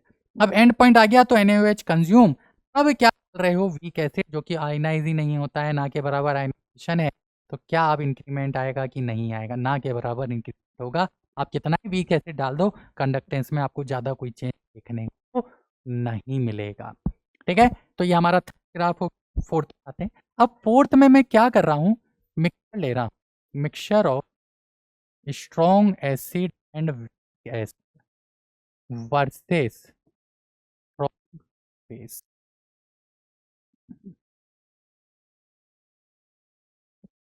यानी मेरे पास अभी क्या है, मेरे पास फ्लास्क है, फ्लास्क में अब HCl भी है और एसिटिक एसिड है, दोनों है अब मेरे फ्लास्क में। और मैं ऊपर से क्या डाल रहा हूँ, ऊपर से डाल रहा हूँ NaOH, यानी मिक्सचर ऑफ वीक एसिड है एंड स्ट्रॉन्ग एसिड दोनों है मेरे पास। तो ऑब्वियसली बात है कि फर्स्ट रिएक्शन क्या होगी, तो फर्स्ट ये होगा कि NaOH क्या करेगा, HCl को कंज्यूम करेगा, क्योंकि ये स्ट्रॉन्ग है, और HCl को कंज्यूम करेगा, क्या बनाएगा, NaCl बनाएगा। NaCl बनाएगा तो इनिशियली तो क्या होना है, कंडक्टेंस डिक्रीज होना है, तो डिक्रीज क्योंकि H प्लस आयन रिप्लेस हो रहा है OH माइनस से, तो वैल्यू डिक्रीज, क्योंकि वैल्यू ज़्यादा थी H प्लस की, अब OH माइनस की वजह से वैल्यू कम हो रही है। फिर उसके बाद जब HCl पूरा कंज्यूम हो जाएगा, हमारा जो दूसरा है CH3COO क्या H, ये आपका न्यूट्रलाइज होगा से NH से। अब जब ये न्यूट्रलाइज होगा तो क्या होने वाला है, ये भी समझते हैं। तो देखो पहले ये तो ना के बराबर है, फर्स्ट एंड पॉइंट आने के बाद ये तो ना के बराबर है ना, ये ना के बराबर है, उसके बाद आप NaOH डालोगे तो weak acid strong base titration हो गई, क्या बनेगा, CH3COONA बनेगा। तो यहाँ पर तो कुछ नहीं था, ना के बराबर क्या था, ना के बराबर क्या, आयंस है, लेकिन अब आयंस बढ़ रहे हैं, आयंस बढ़ रहे हैं तो कंडक्टेंस बढ़ेगी, आयंस बढ़ रहे हैं तो कंडक्टेंस बढ़ेगी। तो देखो इसका जब हम ग्राफ बनाएंगे ना, थोड़ा सा ध्यान से बनाना। इनिशियली क्या होगा, इनिशियली कंडक्टेंस डिक्रीज होगा first and point, this is your first and point, जब HCl आपका न्यूट्रलाइज हो रहा है NaCl में जा रहा है। अब HCl न्यूट्रलाइज होने के बाद एसिटिक एसिड है, तो एसिटिक एसिड है तो ये क्या होगा, ये ये थोड़ा सा डिक्रीमेंट करके, क्यों, क्योंकि क्या आयन दिया होगा H प्लस आयन का, और फिर ये उठेगा, है ना, क्यों, क्योंकि क्या हो रहा है, पहले तो कुछ था ही नहीं ना, एसिड बराबर आयनाइज हो रहा है, अब सॉल्ट बन रहा है तो सॉल्ट तो आयनाइज होते हैं, उसमें आयन मूवमेंट होगा, जिससे कंडक्टेंस बढ़ेगी, कब तक बढ़ेगी, जब तक कि सेकेंड एंड पॉइंट नहीं आ जाता। अब सेकेंड पॉइंट आ गया, इसके बाद क्या होगा, इसके बाद आप फर्दर ऐड करो NaOH, और NaOH ऐड कर रहे तो H माइनस आयन आ रहा है, तो H माइनस आयन आ रहा है तो ये क्या करेगा, ये और तेजी से के कंपेरिजन में तेजी से क्या करेगा, रेट को इंक्रीज करेगा, कंडक्टेंस और ज़्यादा इंक्रीज होगी, क्योंकि NaOH में OH माइनस आयन का आयनिक मूवमेंट क्या आता है, आयनिक कंडक्टेंस ज़्यादा होता है। तो इस तरह से mixture of strong acid weak acid, या mixture of strong base weak base के साथ आप स्ट्रॉन्ग एसिड की टाइट्रेशन कर सकते हो। इसमें जो फिफ्थ वेराइटी आती है ना, वो फिफ्थ वेराइटी आती है हमारे पास बिटवीन सॉल्ट, सॉल्ट। इससे रिलेटेड एक क्वेश्चन मैं आपको करवा भी चुका हूँ, जो कि हमने सबसे पहले क्लास में किया है, कि लेट्स से मेरे सॉल्ट है। अब उसके लिए ना देखो दो चीज़ें हैं, जब ये तरह के क्वेश्चन आते हैं ना, ये एडवांस में बहुत इंपॉर्टेंट प्ले कर कैसे रोल प्ले करते हैं मैं आपको समझाता हूँ, एक एक को डिटेल में एक्सप्लेन करता हूँ। पे जब क्वेश्चन आता है ना बेटा, है ना, बहुत शानदार क्वेश्चन बनते हैं इस वाले पार्ट पे, और इस वाले पार्ट पे कंफ्यूजन भी बहुत होता है, क्योंकि जैसे कि एक सिंपल सा एग्जांपल लेता हूँ। एग्जांपल ये है कि हमें AgNO3 को टाइट्रेट कराना है के साथ, लेट्स से KCl के साथ। तो आप AgNO3 को फ्लास्क में लोगे, है ना, उसको आप टाइट्रेट करा रहे हो Cl के साथ, तो हमारा सॉल्यूशन क्या बनेगा, आपका KNO3 बनेगा, क्योंकि Cl का तो क्या हो जाता है, प्रेसिपिटेट हो जाता है। अब बहुत से बच्चे बोलते हैं सर इसमें हमें ना डेटा नहीं दिया होता, बहुत सी बार जब क्वेश्चन पूछता है। दो तरह के केस होते हैं इसमें। केस 1, डेटा गिवन हो, जैसा कि एक क्वेश्चन में ऊपर भी आपको करा चुका हूं, गिवन हो। अब एक नहीं दो कराए, एक एडवांस के अंदर का प्रीवाईक्यू है और एक और आपको ऑलरेडी सबसे पहले फर्स्ट क्वेश्चन मैंने कराया। डेटा गिवन है तो कोई प्रॉब्लम ही नहीं है, नो प्रॉब्लम, कोई प्रॉब्लम ही नहीं है, डेटा के अकॉर्डिंग हम करेंगे, ठीक है, डेटा के अकॉर्डिंग हम करेंगे। बट अगर डेटा गिवन नहीं है, केस 2, नो डेटा गिवन, मान लो कभी ऐसा भी हो जाए, नो डेटा गिवन, तो अब क्या करें, है ना, तो फिर क्वेश्चन थोड़ा सा क्या हो जाता है, डिफिकल्ट हो जाता है। क्यों डिफिकल्ट हो जाता है, तो आपको पता होगा, आप जब सॉल्ट ब्रिज पढ़ते हो तो सॉल्ट ब्रिज में क्या होता है, सॉल्ट ब्रिज में हम वही इलेक्ट्रोलाइट्स को यूज करते हैं जिन्हें की आयनिक कंडक्टेंस ऑलमोस्ट सेम हो, ऑलमोस्ट, एग्जैक्ट तो नहीं बोल रहा हूँ, ऑलमोस्ट सेम हो। तो आपको पता पड़ेगा कि वहाँ हम NH4NO3 यूज करते हैं, ठीक है, हम वहाँ पर KNO3 यूज कर लेते हैं, हम वहाँ पर KCl यूज कर लेते हैं, ठीक है, हम वहाँ पर, तो हम ये मान के चलते हैं, क्यों यूज कर रहे हैं, हम ये मान के चलते हैं कि ये जो आयंस है ना, इन्हें की आयनिक कंडक्टेंस सबकी ऑलमोस्ट, ऑलमोस्ट, एक्यूरेट तो नहीं है, एक्यूरेट का ऑर्डर तो मैं आपको लिखूंगा, ऑलमोस्ट सेम होती है, ठीक है, यानी NH4 प्लस आयन की जो आयनिक कंडक्टेंस है वो almost equal to NO3 minus ion की ionic conductance almost equal to Cl minus की almost equal to K plus. तो हम फिर ये वाला कंसेप्ट यहाँ पर यूज करते हैं। एक्चुअली में देखा जाए, तो एक्चुअली में जब देखा जाए तो देखो प्रीवियस क्वेश्चन पे आओ जहां पर हमने इसका डेटा देखा था, हम हर आयन की है ना आयनिक कंडक्टेंस दिया हुआ है, NO3 माइनस की 7.2 है और Cl माइनस की 7.6, कम तो है, हम इसे अगर डेटा नहीं है तो ऑलमोस्ट सेम मान के चलते हैं। ऐसे ही हमने क्या कहा, K प्लस देखो कितना है, 7.4, तो ये जो तीनों आयंस है ना, ये तीनों आयंस की आयनिक कंडक्टेंस ऑलमोस्ट क्या हो रही है, कंपेरेबल है, ऑलमोस्ट क्या है, कंपेरेबल है। तो इस वजह से हम क्या करते हैं कि सॉल्ट ब्रिज जब यूज करते हैं तो आयंस जनरली क्या करते हैं, प्रिपेयर करते हैं। तो इससे जब आप एक ऑर्डर बनाओगे तो देखो Cl माइनस, फिर K प्लस और फिर NO3 माइनस आयन आ रहे हैं, है ना। अब क्लास में जब हम पढ़ते हैं तो ये सारा ऑर्डर मैं आपको बताता ही हूँ, और आप जहाँ भी पढ़ते हो वहाँ भी वो ऑर्डर लिखते ही हो। तो अगर डेटा नहीं गिवन है तो हमें क्या मानना पड़ेगा, इसको ऑलमोस्ट सेम मानना पड़ेगा, और गिवन है तो कोई बिंदास आप जाओ, कोई टेंशन लेने की जरूरत नहीं है। तो टाइट्रेशन का कंसेप्ट बाकी सेम ही है, इसमें ये दो केस थे जो आपको समझा था। स्टार्ट करते हैं, ये कहना बहुत कुछ पैराग्राफ में लिखा हुआ है, सीधा क्वेश्चन पे। क्वेश्चन क्या बोल रहा है, क्वेश्चन बोल रहा है कि which of the following truly present the titration of HCl against NaOH। HCl आपका स्ट्रॉन्ग एसिड है और NaOH आपका स्ट्रॉन्ग बेस है, तो केस 1 पे मतलब वाली टाइट्रेशन पे हम चले गए, strong acid versus strong base titration. इधर वॉल्यूम ऑफ NaOH है, वॉल्यूम ऑफ NaOH है, इसका मतलब फ्लास्क किसको रखा हुआ है, तो फ्लास्क में हमने HCl को रखा हुआ है, HCl को रखा हुआ तो इनिशियली डिक्रीमेंट फास्ट होगा, इंक्रीमेंट थोड़ा स्लो होगा, तो डिक्रीमेंट फास्ट इंक्रीमेंट स्लो, तो ये तो बहुत सीधा सीधा ए आंसर हो गया, क्योंकि ये तो गलत हो गया कंटिन्यूस इंक्रीमेंट, ये कांस्टेंट गलत हो गया, बाद में कांस्टेंट गलत हो गया, तो ये तो बहुत ही बेसिक क्वेश्चन हो गया, ठीक है। सेकंड पे आते हैं, हमने पढ़ा था, अब उसने क्या है कि HCl सॉल्यूशन को NaOH के साथ टाइट्रेट करता है, ये तो आई थिंक रिपीट ही हो गया है, ये तो क्वेश्चन ये रिपीट हो गया है ना, HCl को टाइट्रेट कर रहा है NaOH के, तो ये तो रिपीटेशन है, क्या या डिफरेंस दिख रहा है, डिफरेंस दिख रहा है, ऑप्शंस में डिफरेंस है। तो हम क्या करते हैं, हम इसको यहाँ HCl की जगह क्या मान लेते हैं, एक्चुअली में क्वेश्चन यहाँ पर वीक एसिड वाला रहा होगा, CH3COH मान लेते हैं। अब CH3COH हो गया हमारा वीक एसिड वर्सेस NaOH में, वॉल्यूम यहाँ पर क्या दिया हुआ है, NaOH का दिया है। तो हमें ये समझ में आ रहा है कि ये तो क्लियरली लोगे, क्योंकि ये तो strong acid versus strong base titration होता है। अब इसका भी हम पढ़ चुके हैं, वीक एसिड स्ट्रॉन्ग बेस। तो वीक एसिड है तो ये आपका किस में कन्वर्ट हो रहा है, NaOH में कन्वर्ट हो रहा है, मतलब CH3CWNa सॉल्ट में कन्वर्ट हो रहा है। तो टाइट्रेशन क्या लॉजिक क्या बोलता है कि नहीं सर वैल्यू तो बढ़ी, क्योंकि पहले ये ना के बराबर आयनाइज था, थोड़ा सा H+ था जो भी, तो उसकी वजह से वैल्यू थोड़ी सी डिक्रीज होगी, बाकी फिर क्या होगी, कंटिन्यूसली इंक्रीज होगी। तो देखो ग्राफ भी हमने पढ़ा हुआ है, इसका आंसर हो जाएगा सी। ज़्यादा सोचने की जरूरत ही नहीं है, ये भी मैंने आपको समझा दिया था। नेक्स्ट आते हैं, नेक्स्ट हमें हुआ HCl।